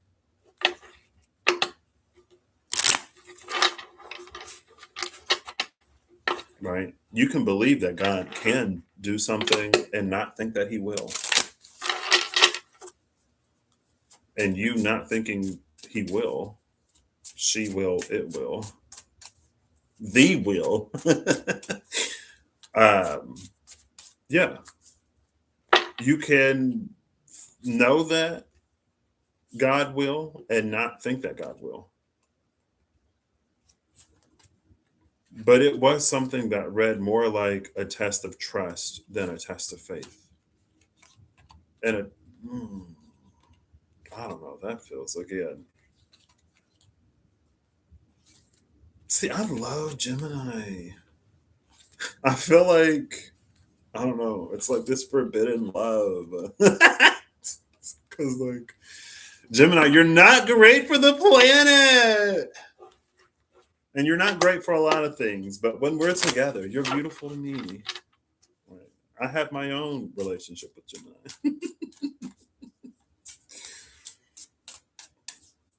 Anyway, see, stuff like that. I feel like you can't just Google that. And again, you still gotta. I feel like I apply. Or I hope I apply the same level of scrutiny that I do to Gemini as I do to a book when I'm reading a book, as I do to the traditional meaning of a card if I'm reading cards, as I do to anything.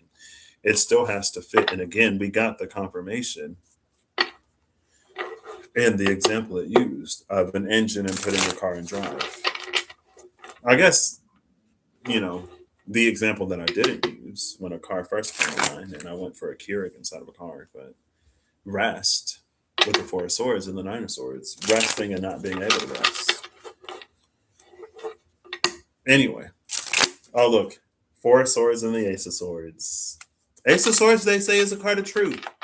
And rest is literally what I was just talking about. So, yeah, you know, that validation, synchronicity, true. Check.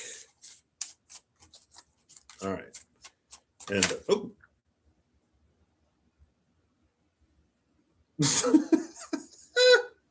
Judgment. This happened as I was finishing the shuffle. Judgment. And the Nine of Wands just like shot out of the deck.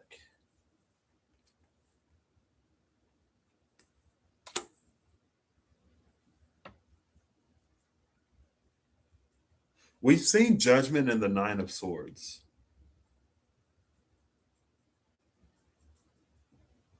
being the one that is, and who's to say that there's only one child, right? It could be multiple children.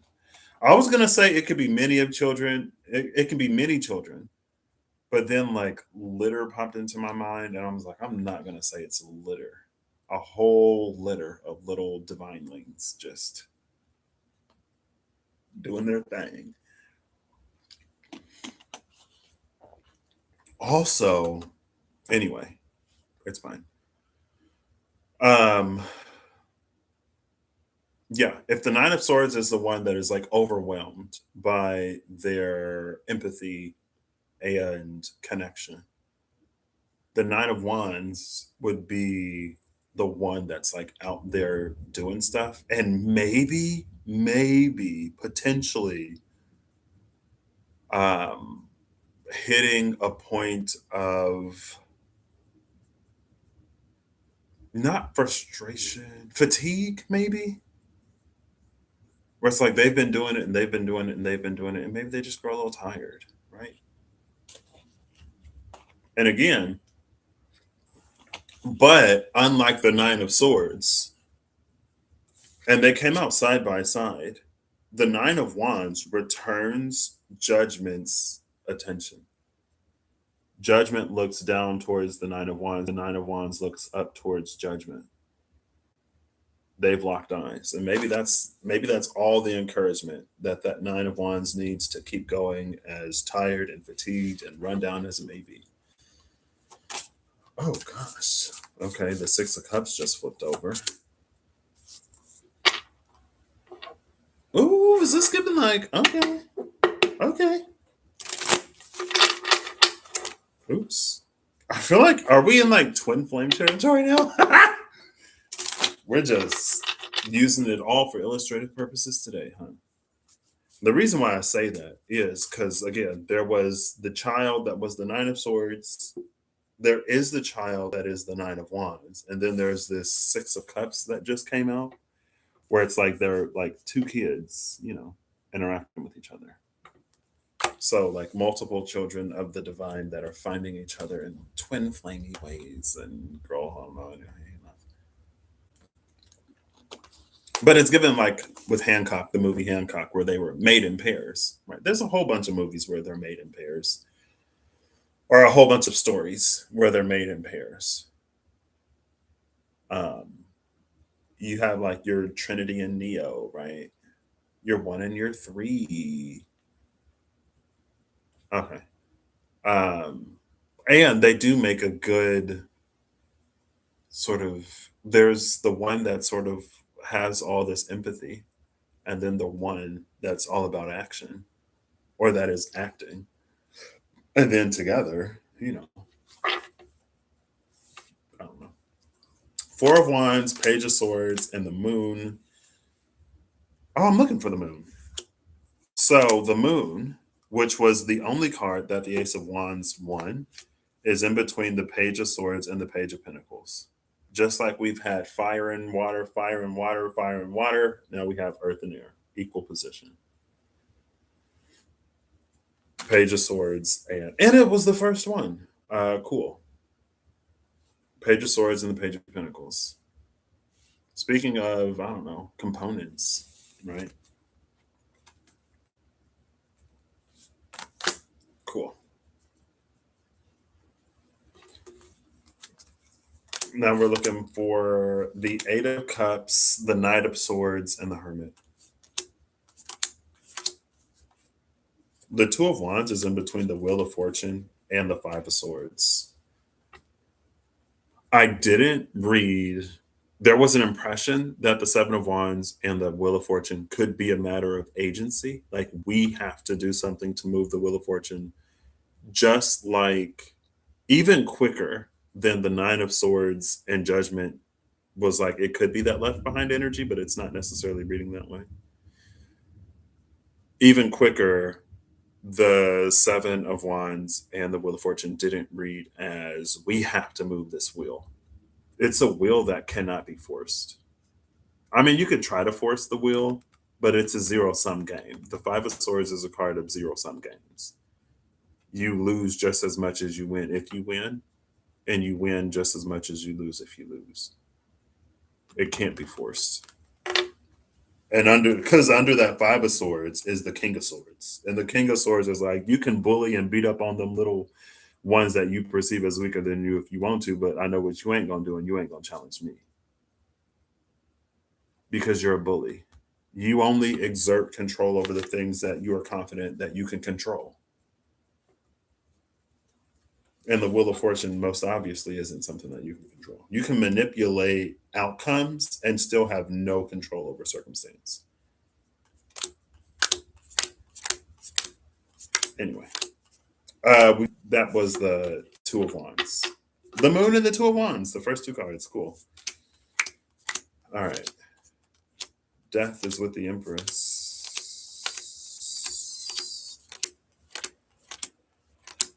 The Ace of Cups is with the Magician and the Three of Wands.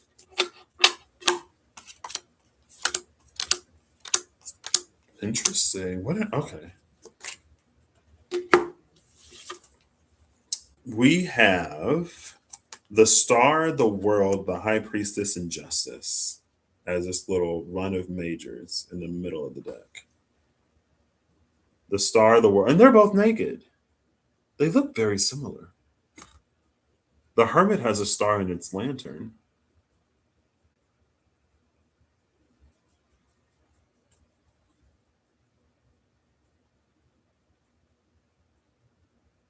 Okay. Oops.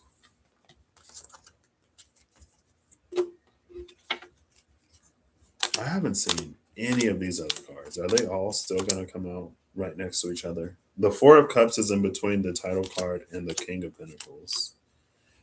The Hermit. Okay. So the Hermit is in between the Knight of Wands and the Queen of Wands. This was the last one, but I guess I'll put it next because it came out next. The Moon and the Hermit is also Pisces and Virgo. I didn't catch that. The first one of the Ace of Wands was the Moon. The last one of the Ace of Cups was the Hermit. Right. Pisces being that spiritual liminal, Virgo being that grounded in the everyday. Or it's like it's the experienced. It's experienced every day. Or in the experience of the anyway. I'm not surprised to see Virgo on Earth and Pisces with the Ace of Wands. It plays to their stereotypes, archetypes.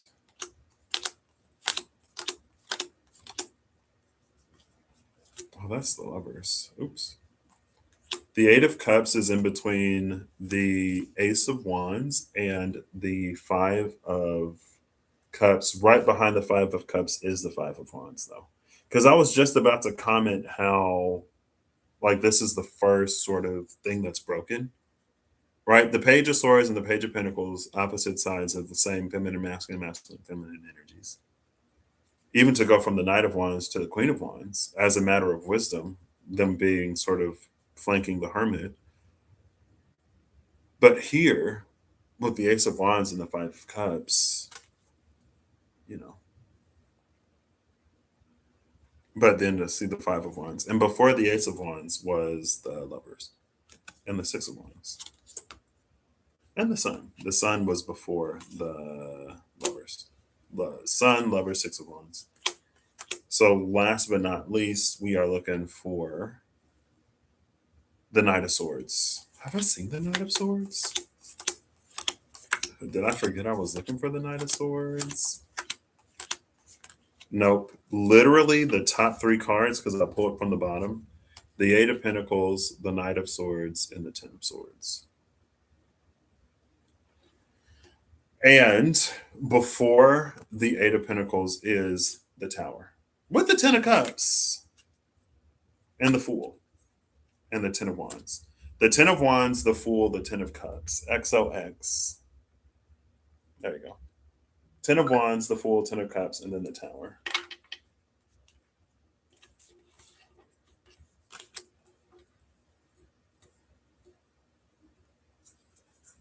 So down the left, we have the Page of Swords, the Queen of Wands, the Five of Cups, and the Ten of Swords, which tells that story. On the right, we have the Page of Pentacles, the Knight of Wands, the Ace of Wands, and the Eight of Pentacles, which is another story. If you read these as one, it can be a story of disgrace, right? If the Knight of Wands again is the child of the Queen of Wands,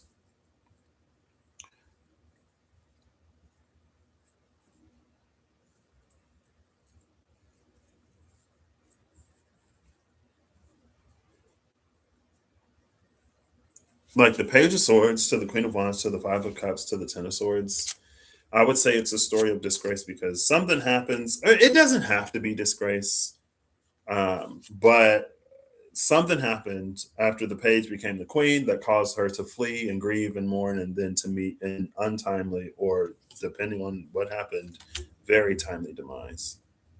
But on the other side, since the Knight of Wands was like only a child or maybe not directly responsible, their mercy was to live like the humble life of a farmer.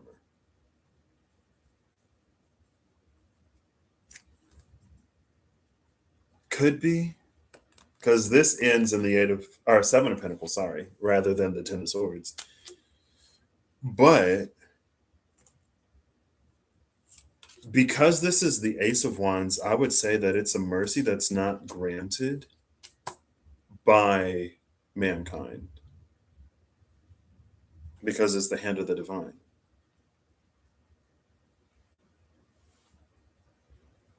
So also, because we've already seen the Knight of Wands, the Knight of Wands is the child of the Emperor and the Empress. The Knight of Wands initially presented itself as the child of the Emperor and the Empress, not the child of the Queen of Wands and the King of Wands or the Queen of Wands. Obviously, in the thread in which there was earlier, see, I feel like even in the story, I don't know. Mary, the Virgin Mary, could be the Queen of Wands, right? The Knight of Wands, son of God, born to Virgin Mary. So it's not completely outside of that narrative, but it's more so just the fact that as someone that is physically incarnate, even if a child of the divine in whatever capacity, it would be born to a mortal because it's born into the mortal world, into the mortal realm, right? And like the lowest hanging Bridgerton, I guess, because I've never seen Bridgerton of it all. Like it would be an illegitimate. It would be easy to see. Yeah, it also fits because I'm pretty. I feel like Joseph, like Jesus, had brothers, right? I don't know if they started with other kids or if they ended up having other kids. But in the everything of everything here, because it's like the father of the Knight of Wands is not the King of Wands. We know that for sure. The Knight of Wands is born to the Queen of Wands because that is his mortal lineage. But because it's like here's a Queen of Wands that's pregnant, but not by the King of Wands, that could explain the Five of Cups that eventually leads to the Ten of Swords. Maybe the King of Wands is outraged. That's no child of mine. I don't believe in immaculate conception. I feel like I should be giving more respect. You know, I feel like there's only so much in one sitting, especially in one sitting, that I'm like, but obviously it's a different telling, right? The Saint your Joseph, because Joseph also knew. Joseph was informed. And I guess the King of Wands wasn't informed, and the King of Wands doesn't. And even if, because not all women are Mary, and in the same token, not all men are Joseph. So even if the King of Wands was informed, the point of saying that is like not everyone would be like there are stories that are full of fathers especially, but parents who have gotten prophecies of powerful children and chose to try to circumvent a prophecy by killing their child or hiding them away or of doing something that they chose to try to prevent their child from becoming great because of the threat that their child would pose, right? Joseph let Mary carry Jesus to term, birth Jesus, was a parent to Jesus, and everything, right? Not all men are like that. And not all women are the Mary that would take it to term or that would believe or that would, because even the mother can feel threatened too. Anyway, it's like this, and again, the Ace of Wands is this Seven of Pentacles, if you look closely. And it's not on a Wands card, it's hidden in a completely different suit. If you look at the bottom, you may think it's a hoe, but it's not a hoe. That's the Ace of Wands, hidden in a different suit. And that was the mercy it was given. Because again, maybe this grief is more of being separate from one's child than it is the circumstances that the Queen of Wands finds herself in. In order to protect her child, she, I don't know, has him grow up as some kind of farmer out in the countryside.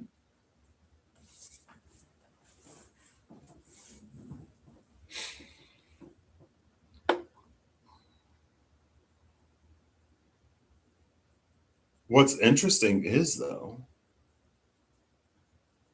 because we start with the Page of Pentacles before we go to the Knight of Wands, Ace of Wands, and end up in the Seven of Pentacles.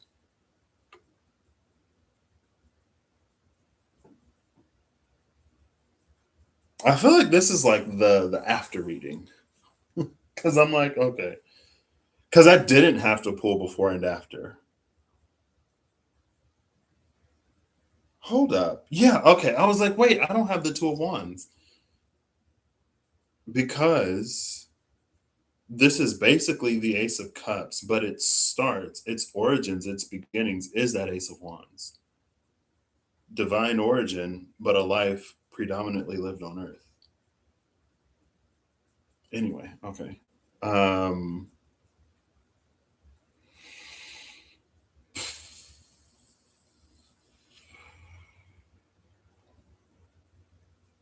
Between swords and pentacles, there's a knowing and then there's a being. The pentacles, obviously, the being, the swords being the knowing, right? And just like there was the metaphor of the parents that experience a significant change in fortune earlier, before the child is conceived, there was at least the plan. And in order to set that plan in place, or in order to give what they believed to be their the best life they can for their child, the parents accumulated money. They became wealthy so that their child would want for nothing. Anything and everything they want, they'd have. Right.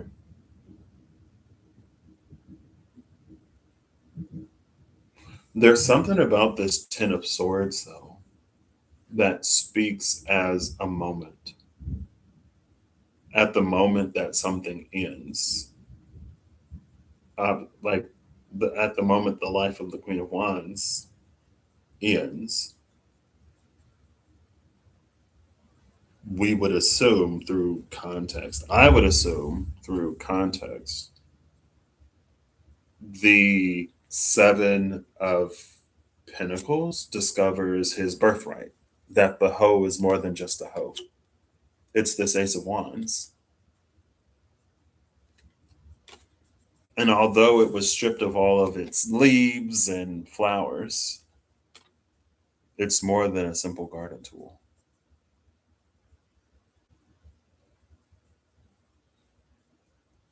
This isn't necessarily completely relevant, but I wonder how Kronos escaped his fate. I don't remember. I know that Kronos ate all of his children, and he was tricked when it came to Zeus. He ate a stone instead of Zeus, and Zeus was raised in the shadows of Crete until he became mighty enough to lead the Olympians into the, is it Titanomachy? I assume the war against the Titans.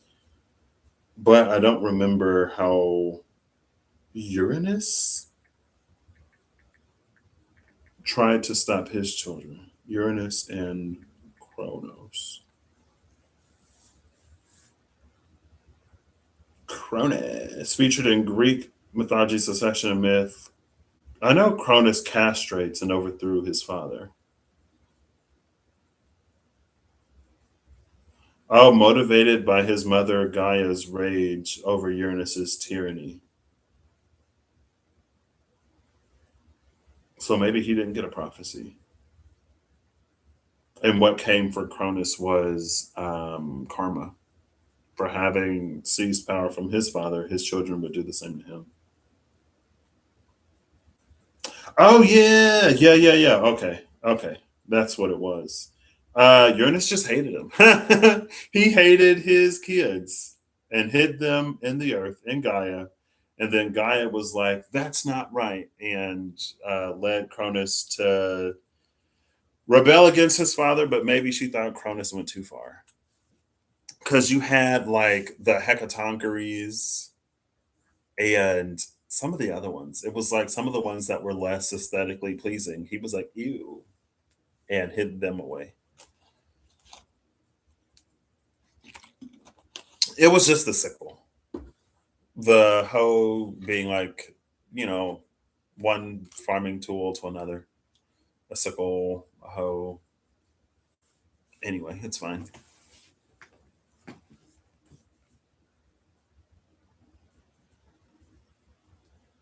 We do have like Pisces, Virgo, Pisces, Gemini. Pisces in the moon, Virgo in the hermit, um, Saturn in Pisces, maybe, with the Eight of Cups, and then mutable air Gemini with the Knight of Swords as our significators. Again, it feels like after the death of the Queen of Wands, something happens that maybe puts the Seven of Pentacles into competition for succession, or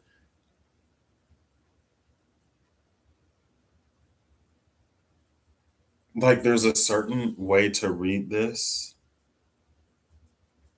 that kind of sort of goes along more so the first than the um, comparison to Mary and Joseph, because no, okay. So I was gonna say there's like a contradiction here because the Knight of Wands, this Page of Pentacles, that is the Seven of Pentacles. The Seven of Pentacles is the child of the Queen of Wands, but not the child of the King of Wands, assuming that the right to rule lies with the king and the queen moved in, are married into the family. Her son would have no claim to the throne, no legitimate claim. But if the power was hers and the King of Wands married into the family, then the her son, the Knight of Wands, would inherit the throne if succession is a term or is in terms of inheritance. If it passes from parent to child rather than merit or something else.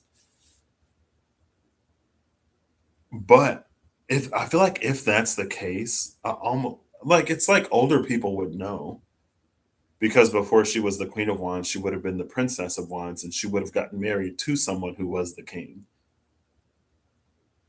But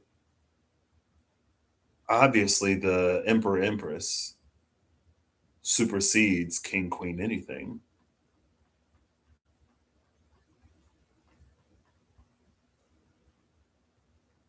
And unlike Semyaza, discovering his lineage, heritage, question mark, through looking into the light, it feels like this Seven of Pentacles like wouldn't know.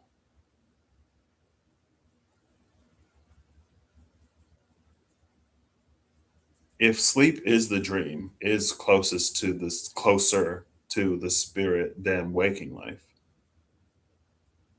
then it would make sense for that spiritual distance to be bridged sort of that way, right? But here, again, with the Nine of Wands, this is a lived life. So the Nine of Wands could come after this Seven of Pentacles, to the point that one day the angel comes to let him know of his divine inheritance or his right to rule. And again, it's like this Knight of Wands was raised as a uh, Pentacles, a Page of Pentacles.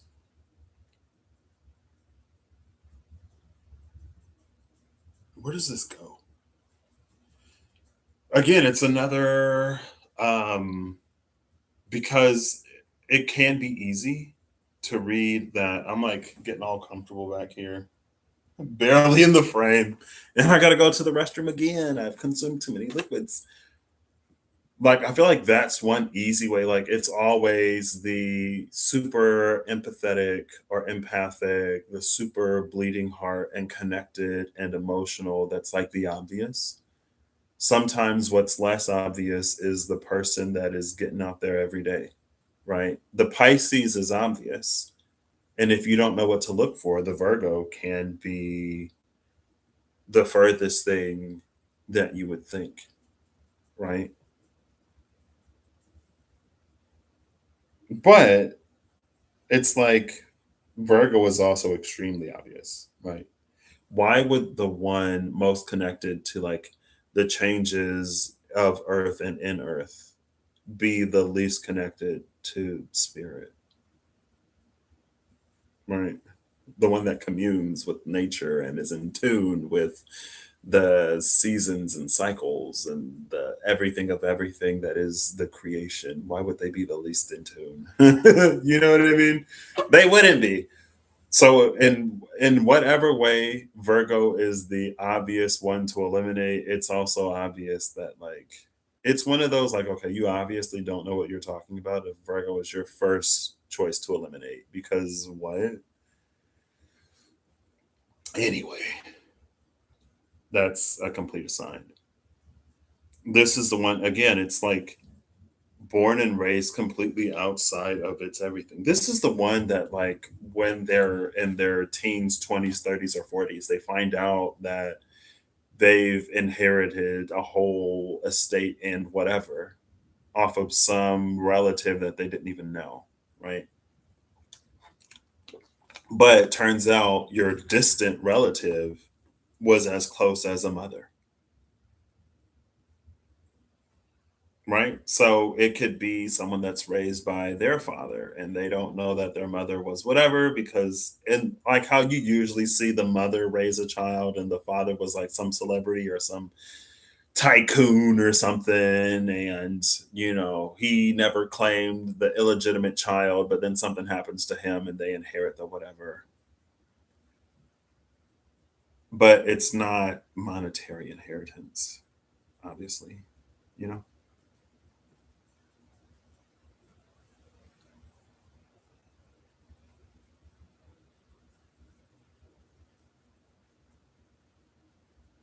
I feel like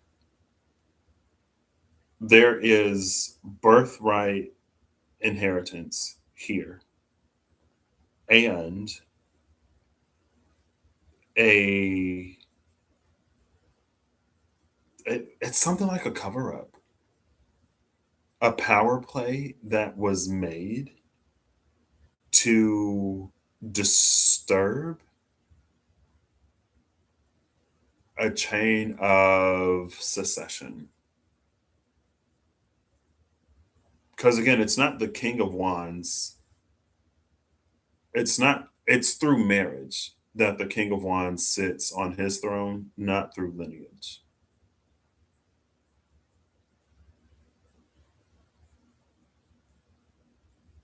The Queen of Wands sat, like inherited her throne. The King of Wands married into it. Her child has more claim to the throne than he does, or any of his heirs, scions, or you know, him, he himself, he himself, right? Her child has more claim to the throne than he does. So obviously, the child was a threat. So now it's kind of given like Cinderella, you know what I mean? In a way, or that sort of familial dynamic and structure.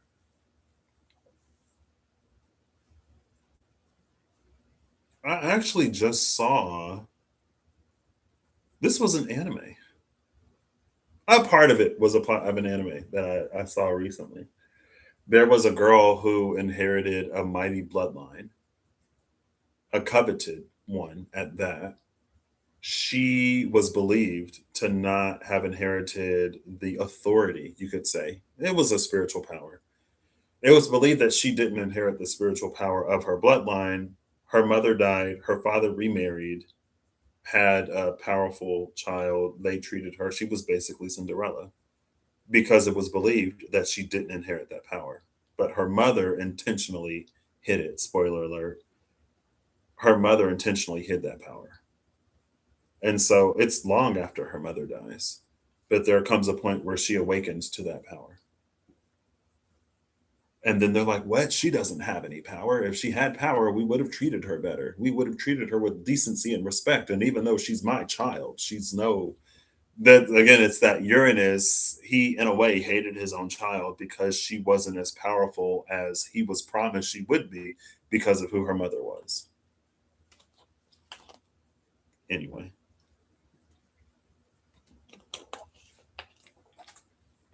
and maybe the moral of this story is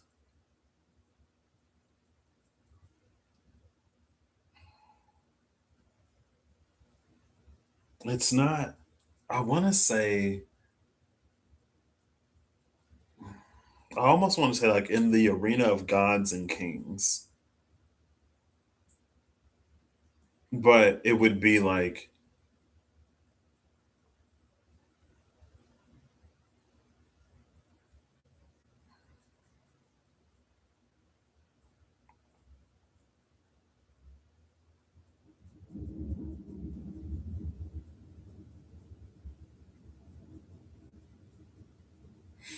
um, I feel like in the arena of gods and kings, gods will always come out on top, obviously, right?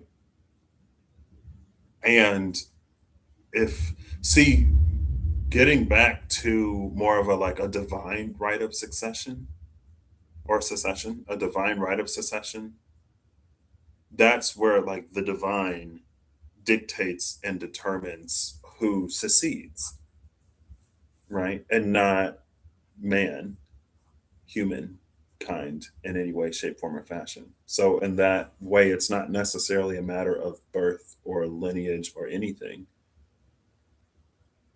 Maybe it just so happened that the most divinely uh, desirable, acceptable. Maybe it just so happened that the most divinely acceptable happened to be born within a certain lineage. And if that's the case, obviously there is something that's carried through that family, some kind of knowledge or practice or something. that's carried through that family that continues to make their, or it's just like it can be a kindness, right? Kind, generous people raising kind, generous people into kind, generous people who continue that chain of kindness, generosity, and divine desirability, whatever that is. And so it would look from the outside, because again, even with the moon and the two of wands, there's a whole bunch of like perceptions and realities. Or with the whole like, and the whole like, it would seem like the Four of Pentacles is the Emperor, because as soon as you introduce a Four of Pentacles, the series will complete and you'll get an Emperor energy. We could equate water, or we could equate hydrogen to water, because there's this environment that we live in that is rich with available oxygen, that as soon as you introduce hydrogen to the situation, it immediately forms water. And it's not that hydrogen is water, it's just that hydrogen was the missing element in this equation that, once introduced, forms water. It would seem like it was a matter of blood relation that would cause someone to secede, whatever. But it wasn't the case.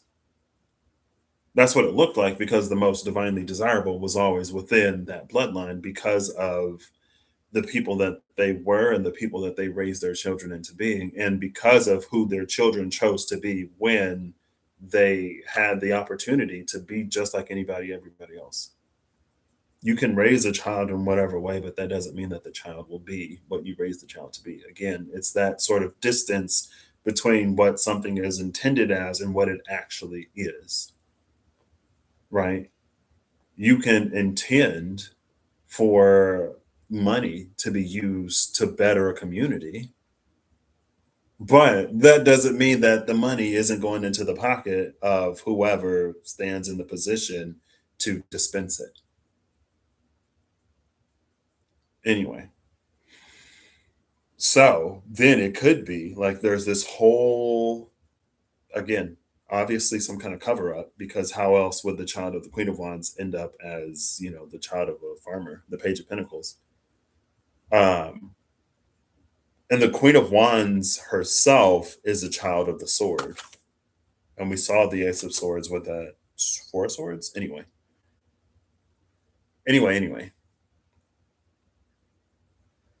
I kind of love that the Queen of Wands, because the blade is sharper than the wand. Anyway, the King of Wands, again, because he marries into it, he doesn't necessarily understand it. And he thinks it's just a matter of bloodline. And so he finds out about the Knight of Wands, takes care of the queen, sets his children upon the throne. And I'm assuming at some point finds out that it was never a matter of bloodline. So he can take these are rightful heirs born between whatever, blah, blah, blah, blah, blah. And it doesn't even necessarily have to be all that, right? It could be that the king and queen of wands had legitimate children together before or after this knight of wands. But after, again, something happens to the Queen of Wands, regardless. And after her passing, instead of the Knight of Wands inheriting, he tries to make it, one of his kids or whatever. I don't know, anyway. But that was never the criterion. And even if this Knight of Wands, which is the Page of Pentacles, which is the Seven of Pentacles, is to be banished from his lands, wherever that Page of Pentacles, Seven of Pentacles goes, that's where the land flourishes. Planted one seed and his crop multiplied sevenfold or sixfold or whatever. Fortune follows him. It has nothing to do with the crown or the throne or that house. And it has everything to do with the content of the character. because it's the content of their character. Again, that sees them favored by whatever force truly decides matters of succession and inheritance, the divine. And it's not to say again that he'll have it easy. I mean, this is a card of cultivation, and you have to invest in order for things to grow. Also, the Nine of Wands. He could have come out much worse for wear, but there are also things that he experiences, like there are things that the Nine of Swords experiences in their overwhelm and in their empathy, in their empathic overwhelm. That could be more so like the feelings that people have, and this could be more of like the lives that people lead, right? I gotta go to the restroom again. When I come back, we'll get final cards, and then I think we're done.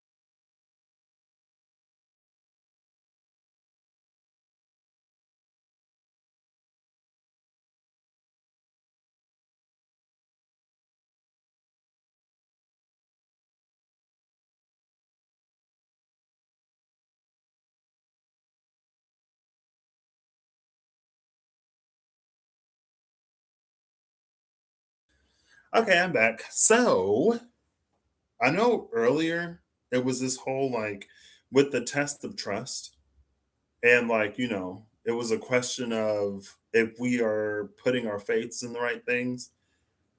Maybe it's not a question of where we put our faith. And maybe it's not even necessarily a question because the story behind the story that emerged as I read it as a story, now it's like it could be. So in the chair, in the example of a chair, no. If you have faith the size of the grain of, if you have faith the size of a grain of the mustard seed or of a mustard seed, faith the size of a mustard seed, you can move mountains through your circumstance and connection. God will move mountains on your behalf. There you go. Mountains can be moved on your behalf rather than you necessarily moving mountains. Mountains will move, but it's the question of like mountains. So mountains can be moved, yes, but will mountains be moved for you? Type energy, right? You know, God can do anything, everything, but will God do it for you? Will the divine do it for you? So maybe sometimes it's not necessarily it's more so, I don't know, because there's something of, again, this divine. Oh, I almost wanted to see that. Something of this divine inheritance that, crap. let's put this back. 1 second. Yeah, it was this. And this was up here. And it was this. And this was up here. Okay. I want to put these out in the order they came in just to sort of read it, right? Because it was the moon and then the Eight of Cups.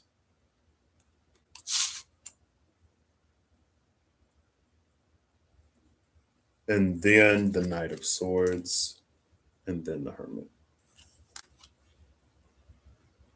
Just to. Okay. Yeah. The only thing that this changed is the Queen of Wands being reborn in glory, or being born in glory after her untimely demise, and the Seven of Pentacles rightfully sitting in his place as the Knight of Wands, because the Hermit moved to the bottom rather than being second in the way that the cards originally came out. Cool. Or, yeah. Cool. Which is how you would expect it to play out, obviously. Yeah. I don't know. Because again, it was something about it's not necessarily a question of having faith in the right thing. It was more so a question of will instead of can. Because I think as it was originally posed, it's a question of like, do we have faith in things or in the thing, in the one that can move mountains? And it, again, at the end of that, it's not necessarily, again, justice in the tower. It's not necessarily a matter of can, it's will.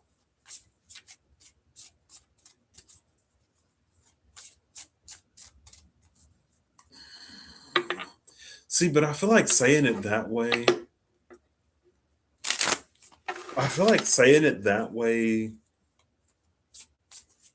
it decentralizes or defocuses the question that like should be asked.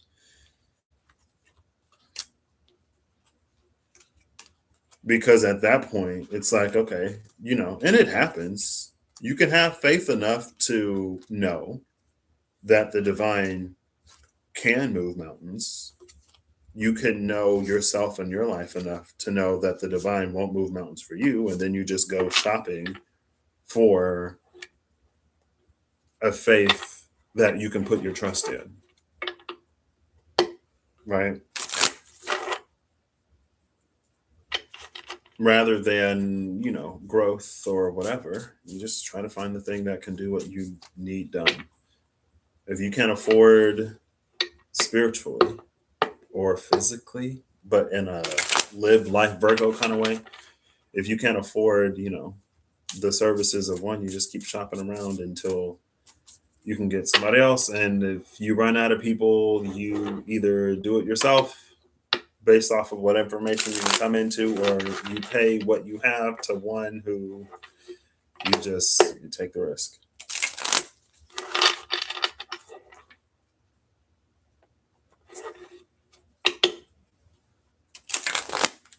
I don't know. Anyway.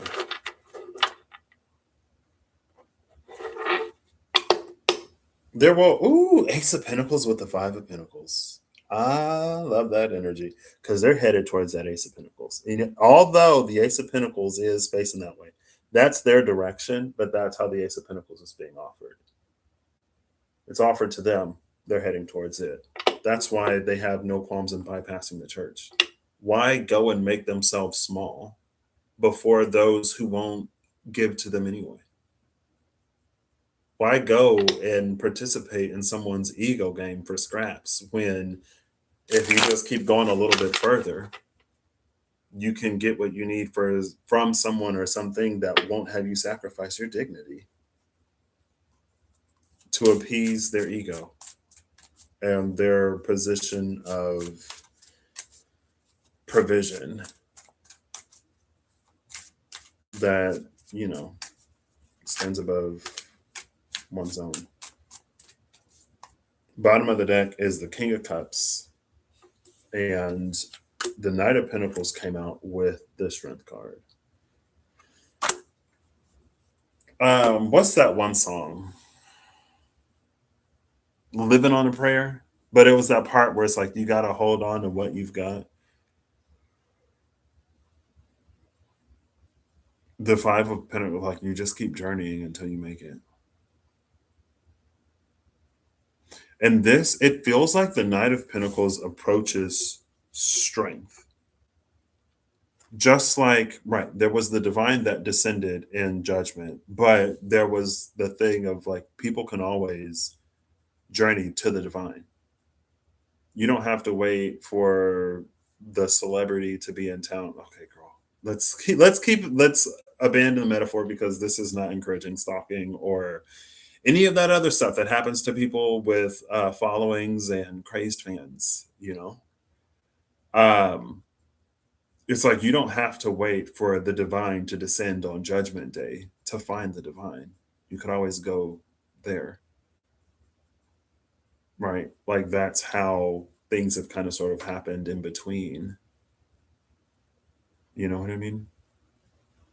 And so it's like as the Knight of Pentacles approaches strength, it's like strength, the angel, the lady, restrains the lion. Or she makes a show to him and the horse that the lion will do them no harm, right? It's like if you have a dog and a mail carrier and you put your dog away or you hold your dog back to let the mail carrier know that like you can approach and do your job and the dog is not going to get you. It can be more of a show. Again, it reads as more of a show for the Knight of Pentacles than it does an actual amount of restraint because the lion wouldn't attack the Knight of Pentacles, but the Knight of Pentacles doesn't necessarily know that. All the Knight of Pentacles sees is a lion, and all the horse of the Knight of Pentacles sees is that lion. And maybe before the lion was restrained, that's why this knight has stopped. The horse had stopped because the horse is like, I'm not getting any closer to that thing. And then so the lady is like, okay, I'll put the lion away so that your horse is comfortable enough to approach.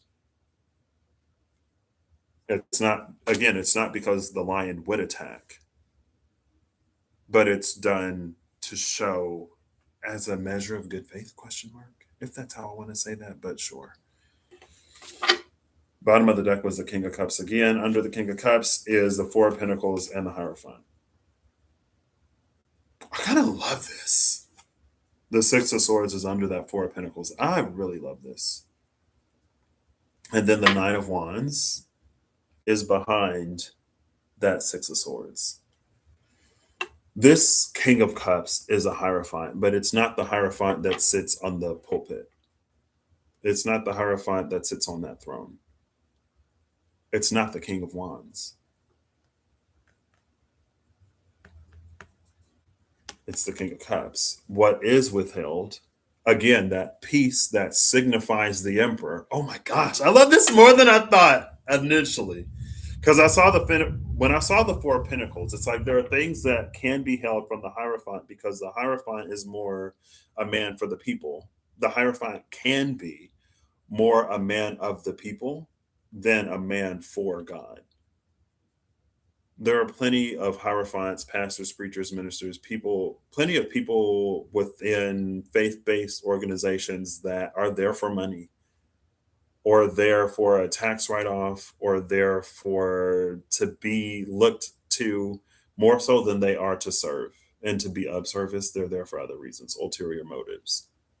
Plenty of them. And it's not just in the church, it's on the internets, it's in different communities, it's gurus with followings that abuse their followers and practitioners and feel like they're beyond reproach because they weaponize and utilize people's faiths against them.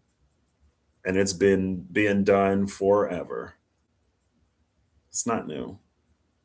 But what is withheld from them, the King of Cups sits truly in alignment. And that's what flows freely to him, but is withheld from this. But what I like about the Four of Pentacles is, again, this was the final piece that signified the Emperor. So, because it signifies the emperor, then of course it will flow freely for that King of Cups, and not necessarily in the way of the Hierophant. The Hierophant can also be the one who grew wise in absence of the presence of the divine. The Hierophant was around when the divine made an appearance one day and was inspired, and that was like the extent of their connection. If you see that in a movie, that's someone who they have a picture with the celebrity, but again, they only have a picture with the celebrity because the celebrity was there to see the cousin for the cousin's graduation. Maybe that person just happened to be in the class of that cousin, and that's why they got in the picture. But to everybody else who doesn't know the real story, they're like, oh yeah, like me and the celebrity are really close. There they are at my graduation. They showed up for me, and this is what we do, and blah blah blah. And they build a whole legacy, a whole life, a whole hierophancy or hierophantasy. They build a whole hierophantasy off of that being basically in the right place at the right time. But other people look at that like, oh, like, whoa, you know what I mean?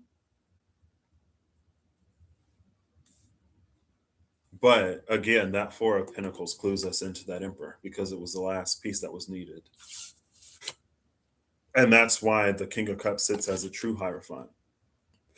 One in service for and of God, and not just of the flesh and people.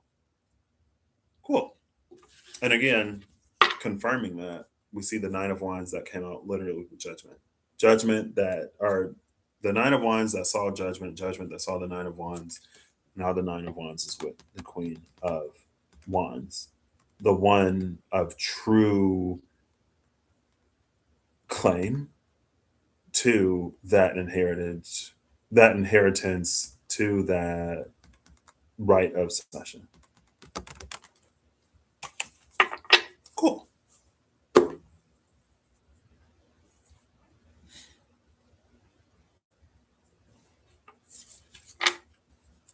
I think also with the Knight of Pentacles, again, it plays into that Seven of Wands, Wheel of Fortune that came out around the Four of Pentacles. That was like in the time of the test of faith. It's that Job energy where he lost and lost and lost and lost until he gained.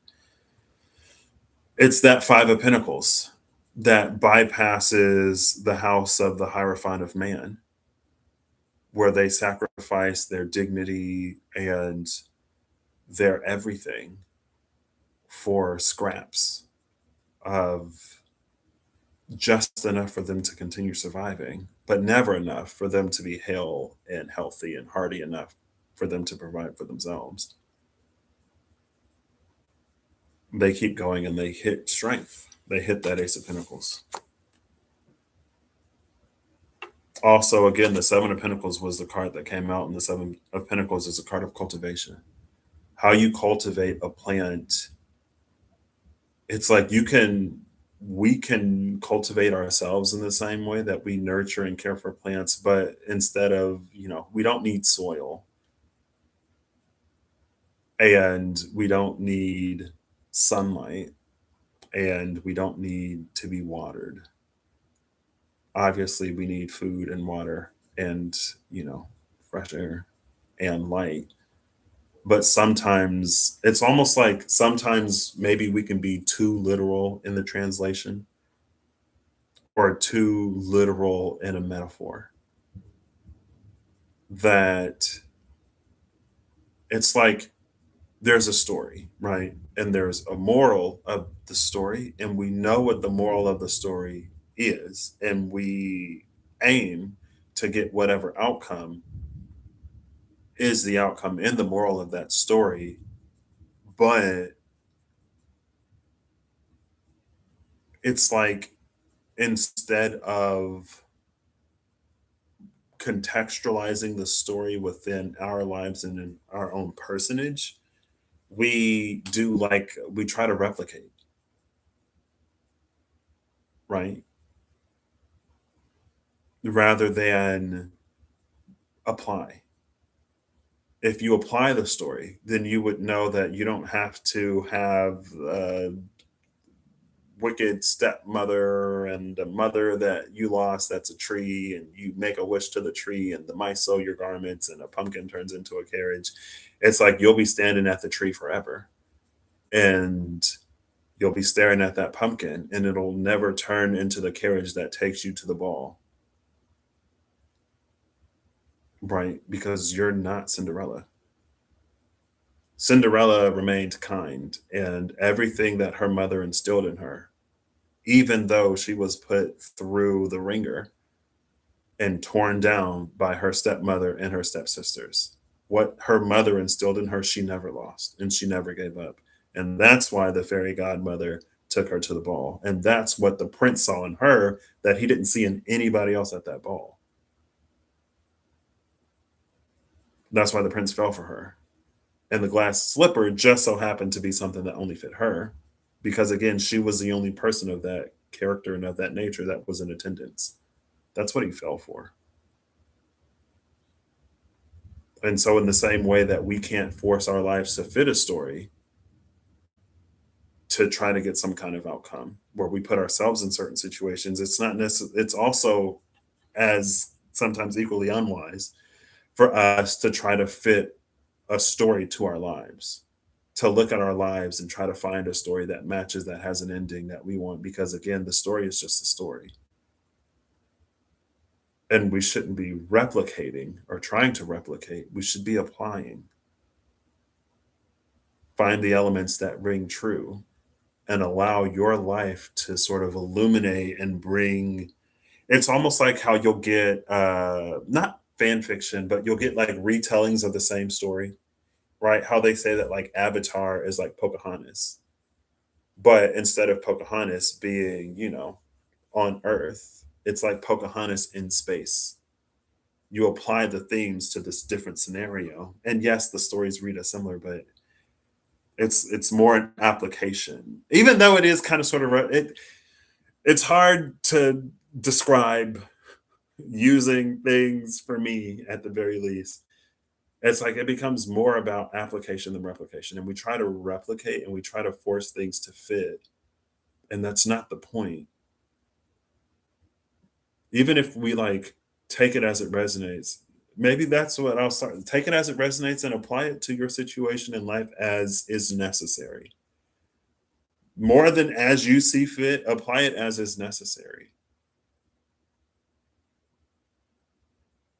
And I think because that it can be the shadow of even a true hierophant energy, even the hierophant that is in service of the people on behalf of the divine in alignment. It's also on us as the people in the audience to apply everything as we need it, to apply that wisdom as best suits our situations. Because unless you're in a one-on-one, even the pastor or preacher will only he's they speak to many people at once, and your spirit will know how it applies for you and when it applies for you, and you may not like it, and you may decide to try to force it to fit in other ways, or you may like it and apply it in ways that suit you. But it can fall and does fall on more than just the hierophant. But that's also how, even if a hierophant isn't in alignment, you can still get what you need. You just apply it in the way that works for you. Use your discernment and intuition to find that application that works for you. Because again, replication isn't necessarily always going to get us where we're going. And then if we get frustrated because we're trying to replicate something that isn't our lives, isn't our story, we're trying to force our feet into a glass slipper that doesn't fit us, and we're mutilating ourselves sometimes to try to do it, and then we're like, why do my feet hurt? Because you shaved your heel and cut off toes to try to do whatever, and it wasn't for you to replicate. Because it's for you, it's not a glass slipper. For you, it's a ring that sits nicely upon your finger. So you should be looking for the prince that has the ring that's trying to put the ring on the right finger because like you never went to a ball in glass slippers. So why would you be trying to force your foot? Anyway, I feel like the more I kind of like try to expound on it, the further from the point it may get. But maybe that's also that. And again, I don't know how I would. That's why I love Gemini. And I don't have to complete sentences with Gemini. I don't have to complete a thought. I can just be like, what is that? And Gemini gets it. Anyway, because it's not, but I feel like that kind of sort of came out. And that was also a thing of inheritance, but that was a distance or a culture that separated someone from their inheritance. And I forget what that was. I know I read multiple things, but it was like one of the examples was like, if you come from a place where your ancestors were loved by a deity or a spirit associated with the ocean because y'all were oceanside and then you moved somewhere by a river, the love that the love and the blessings that your ancestors were bestowed with by that deity, and where you are now it translates to the river or the lake or the sea or the brook in your backyard or the water that fills your tub when you bathe, because there is no ocean that's accessible to you, but that blessing doesn't go away. It translates, it finds another way to translate itself, right? So again, even if, let's say, for example, that Page of Pentacles lived, again, while the King and Queen of Wands were married to each other, before whatever happens to the Queen of Wands happens to the Queen of Wands, the Page of Pentacles experienced life as a child of royalty before they were Cinderellaed. You know what I mean? And so, um, oh, where did it go? I had it and then I lost it. Oh yeah. And so when they're outcast from the castle and they are exiled so that they won't challenge, like there was mercy enough for exile rather than, death. It's like your blessing follows you. Again, with that Page of Pentacles and the Seven of Pentacles, your blessing follows you wherever you go. And even if you're no longer by the ocean or a sea or a lake or a river, and even if there is no source of running water near you, the water you bathe in or shower in will be blessed. Your blessing will find you. It will translate to your environment and it will translate to your situation and to your circumstance in ways that are appropriate, needed, necessary, desired, wanted, however. That's beyond the scope of me and whatever. It'll find you. And sometimes in that test of trust, kind of sort of like with the Eight of Cups, it can be hard for us to see it. And sometimes when it's hard for us to see it and we miss it, we think it's not there. And we live however long believing that it was something that we lost. And in those circumstances and situations, again, sort of in that narrative line, that Seven of Pentacles could raise an army to reclaim their birthright when it may not even be necessary. You don't need an army to reclaim a throne because the throne is just a piece of furniture. Your birthright lives within you. And it's almost like it could be one of those things where by the end, right? Let's say there is a story or a timeline where that Page of Pentacles invalidates their birthright because they become someone who sows destruction and they aren't, um, what's the word? Discriminate. They're not discriminate in their destruction. They see the entire kingdom as an enemy that betrayed them. And it's like, you know, the people are ruled by, it's like the people don't have anything to do with that. So why are you like destroying their homes and making them, starve? And then it's like, if in that storyline, that Page of Pentacles does all that they do to recapture that throne, and then they become the ruler of a raised, barren wasteland because they destroyed everything to get to that throne. And then at the end, where they don't get what they thought they were going to get through their birthright, they turn their eyes to the heavens and question. And then it's like, did you, like, in all of your exile, did you never consider the fact that, like, you never went hungry? Or maybe you were hungry at some points, but you never starved. You were never exposed to the elements because when things got too bad, like, did you never notice that when you really needed shelter, you found it? Did you never notice that before you were driven to the point of whatever, that you were always saved? Did you not see all of the ways that your blessing and your birthright and your inheritance was translated to your life and situation where you were at that point? And then maybe they take it further. Had you stayed where you were and remained of that character that your mother instilled in you, had you not been twisted by your circumstances, you could have created all that you thought you would have gotten in this conquest and more.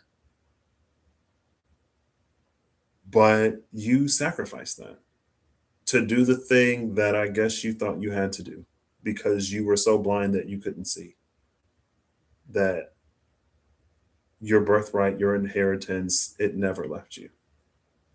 It was always there, just different.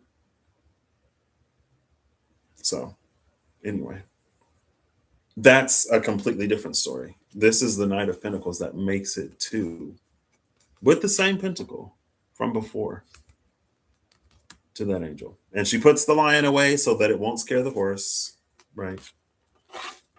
Anyway, he becomes the King of Cups rather than the King of Pentacles, or rather than the King of Wands, rather than, again, returning to the land of the Wands where he was banished and exiled from. But what I want to show you is, because again, we had the Four of Pentacles that was the precursor to that Emperor energy, and it's like it's right here. I want to show you the Empress and the Emperor because I noticed something when the Emperor was with the Empress. There's something that the Empress holds that appears to be one piece, but now we see it in two pieces, split between this King of Cups and the Emperor.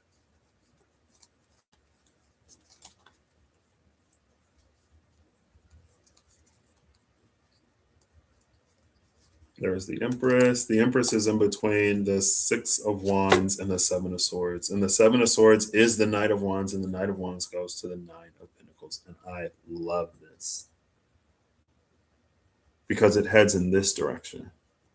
Nine of Pentacles. It doesn't go back to try to conquer and claim whatever. It leaves right in front of the Empress is the Seven of Swords. Behind the Empress is that Six of Wands. In a standard context, obviously, it's like we would want the Six of Wands and not the Seven of Swords. But again, it's a conquest that is unnecessary. It's a fight, and that's literally the Seven of Swords. It's a fight that doesn't need to be fought. The Seven of Swords diminishes this army's capacity for combat by stealing 5 of their 7 weapons. They have so few weapons now that, like, to fight would be to ensure their loss. And of course, there could always be some hero that comes and overcomes. The underdog has its day. but it's a fight that's not worth fighting. It's a battle that's not one's to fight. Pyrrhic victories, that's what it is. That Five of Swords, where we saw the Five of Swords and the Wheel of Fortune. And it's like this, it's not a matter to force, it's to be let go. Some things are to be reclaimed. Some things are to, again, take it as it resonates if it resonates. There are some stories where it's the people that need to be freed from the tyranny of whatever. But if the people are fine and the only person hurt is like, someone's ego or whatever, then it's like you can get over that. Right. Again, like it's a different story if the King of Wands and his progeny are these like tyrants.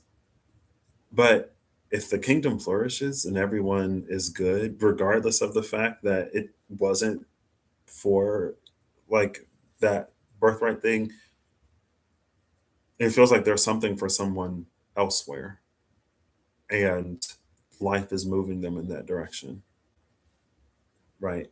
There's two sets of footprints in the sand and you don't circle back to where you were, you just keep going. You build something new somewhere else.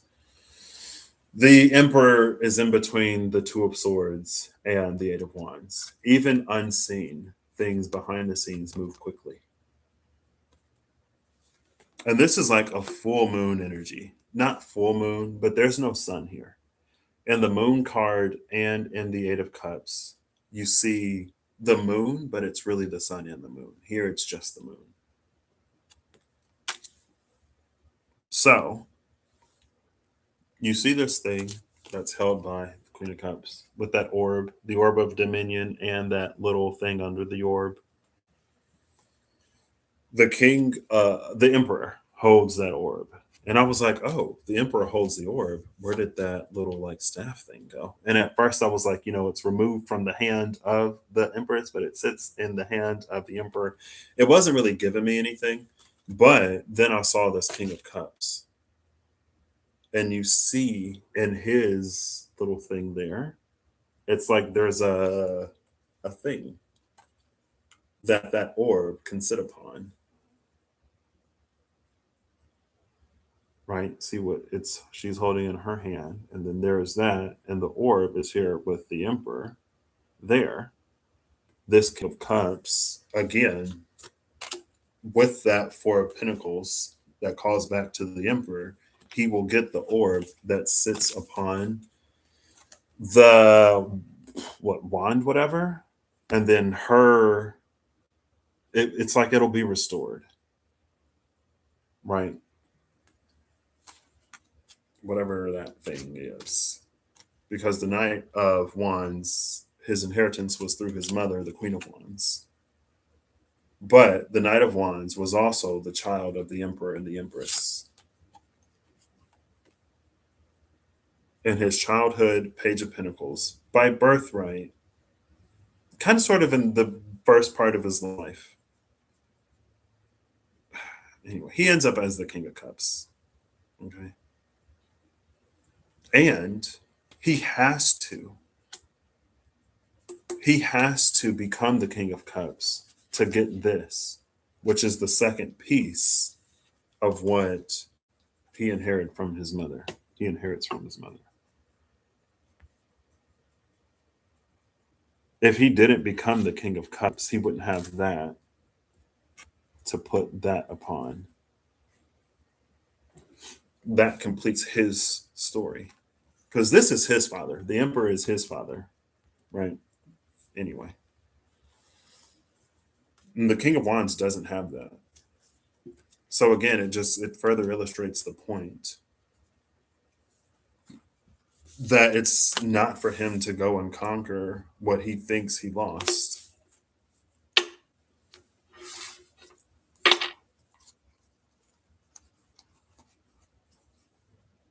I'm looking for the King of Wands real quick. Where's the Queen of Wands? King of Swords. I don't know. See? There's like the moon with like that sun. It's like both, but in the Two of Swords, it's just the moon.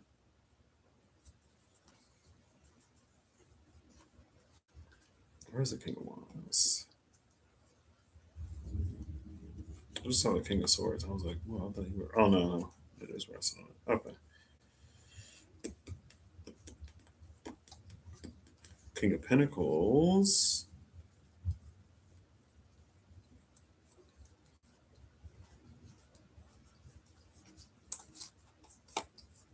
Is the King of Wands at like the top of the deck? Here's the King of Wands. The King of Wands only has the wand. He does not have the, I don't know what you would call it, this thingy. He doesn't have that. He only has that wand. He's not supposed to go back and claim that throne. It's a battle and a fight that's not his to fight. And so I guess it would appear he may only have a surface level understanding of what his birthright is or inheritance. If he thinks it's that throne, he will be. Yeah. Hey, Kirsty, how's it going? If he thinks it's that throne, he'll be wasting his time. Spilling blood that doesn't need to be spilled, ending lives that were supposed to be lived in some other way. But again, in absence, that would be the wisdom. Because again, it's like it's reading as that Two of Wands, Eight of Cups, Knight of Swords, Hermit again. Grown wise off of misinformation. I was just thinking about you earlier today, by the way. I feel like I do a whole lot of thinking about people and a whole little reaching out to them. But anyway, I'm glad to hear that you're good. You've been on my mind kind of the past few days. I was like, I wonder what Kirsty's. This past, I don't know. I feel like the past week and some change has also been kind of crazy. So, anyway, yeah. Also, to note, like, this Nine of Wands, person, energy, whatever, goes through multiple phases. Born with a Wands bloodline, spent its adolescence in the Pentacles with that Seven of Pentacles, and ultimately ends up as the King of Cups.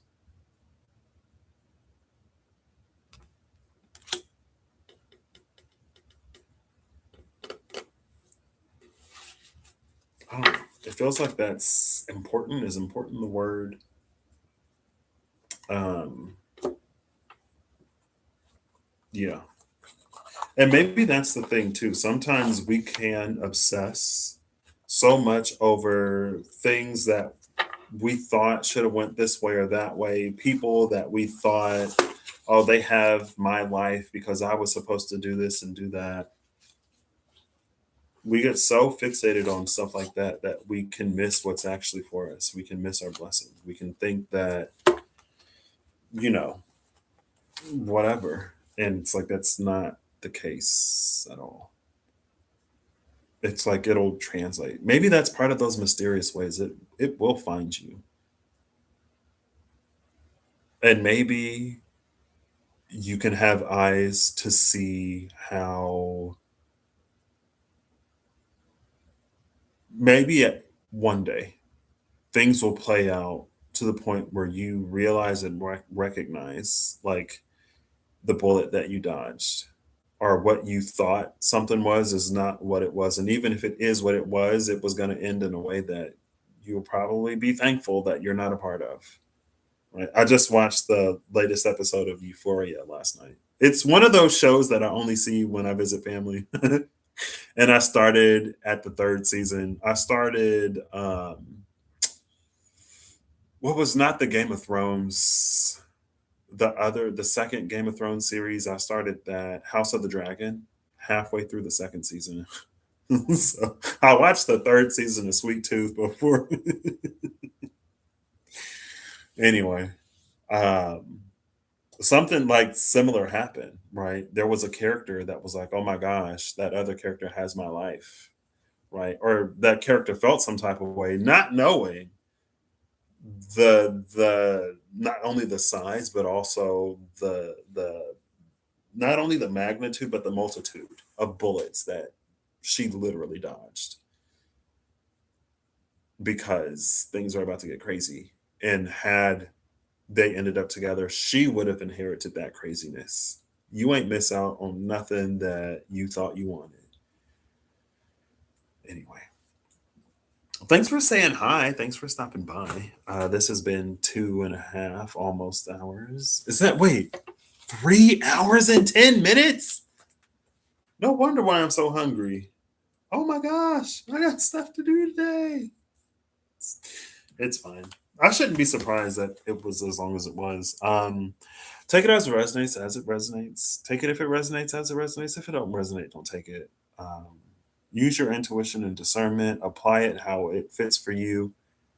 And yeah, I hope you all have an amazing whatever. Whenever you see this, I hope you're acting in alignment to make all that you wish to experience your reality. I hope that whatever you need along your path journey what you find. And yeah.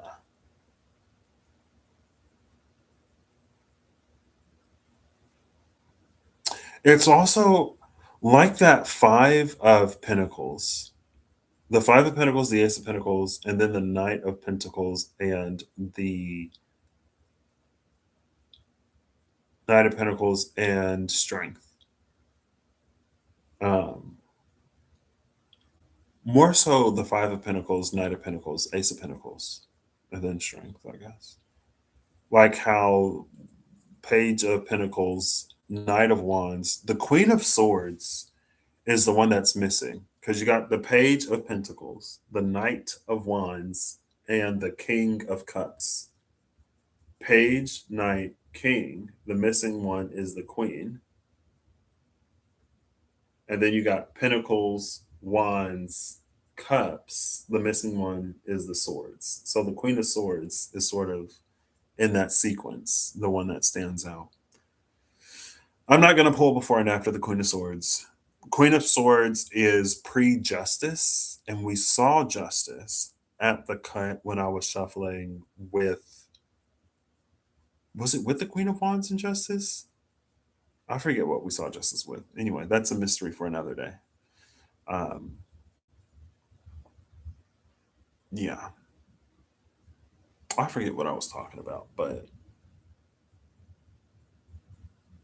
that reminds me of something. There was a card in a deck that I don't have that came out a few times in the past. And it was something that was like,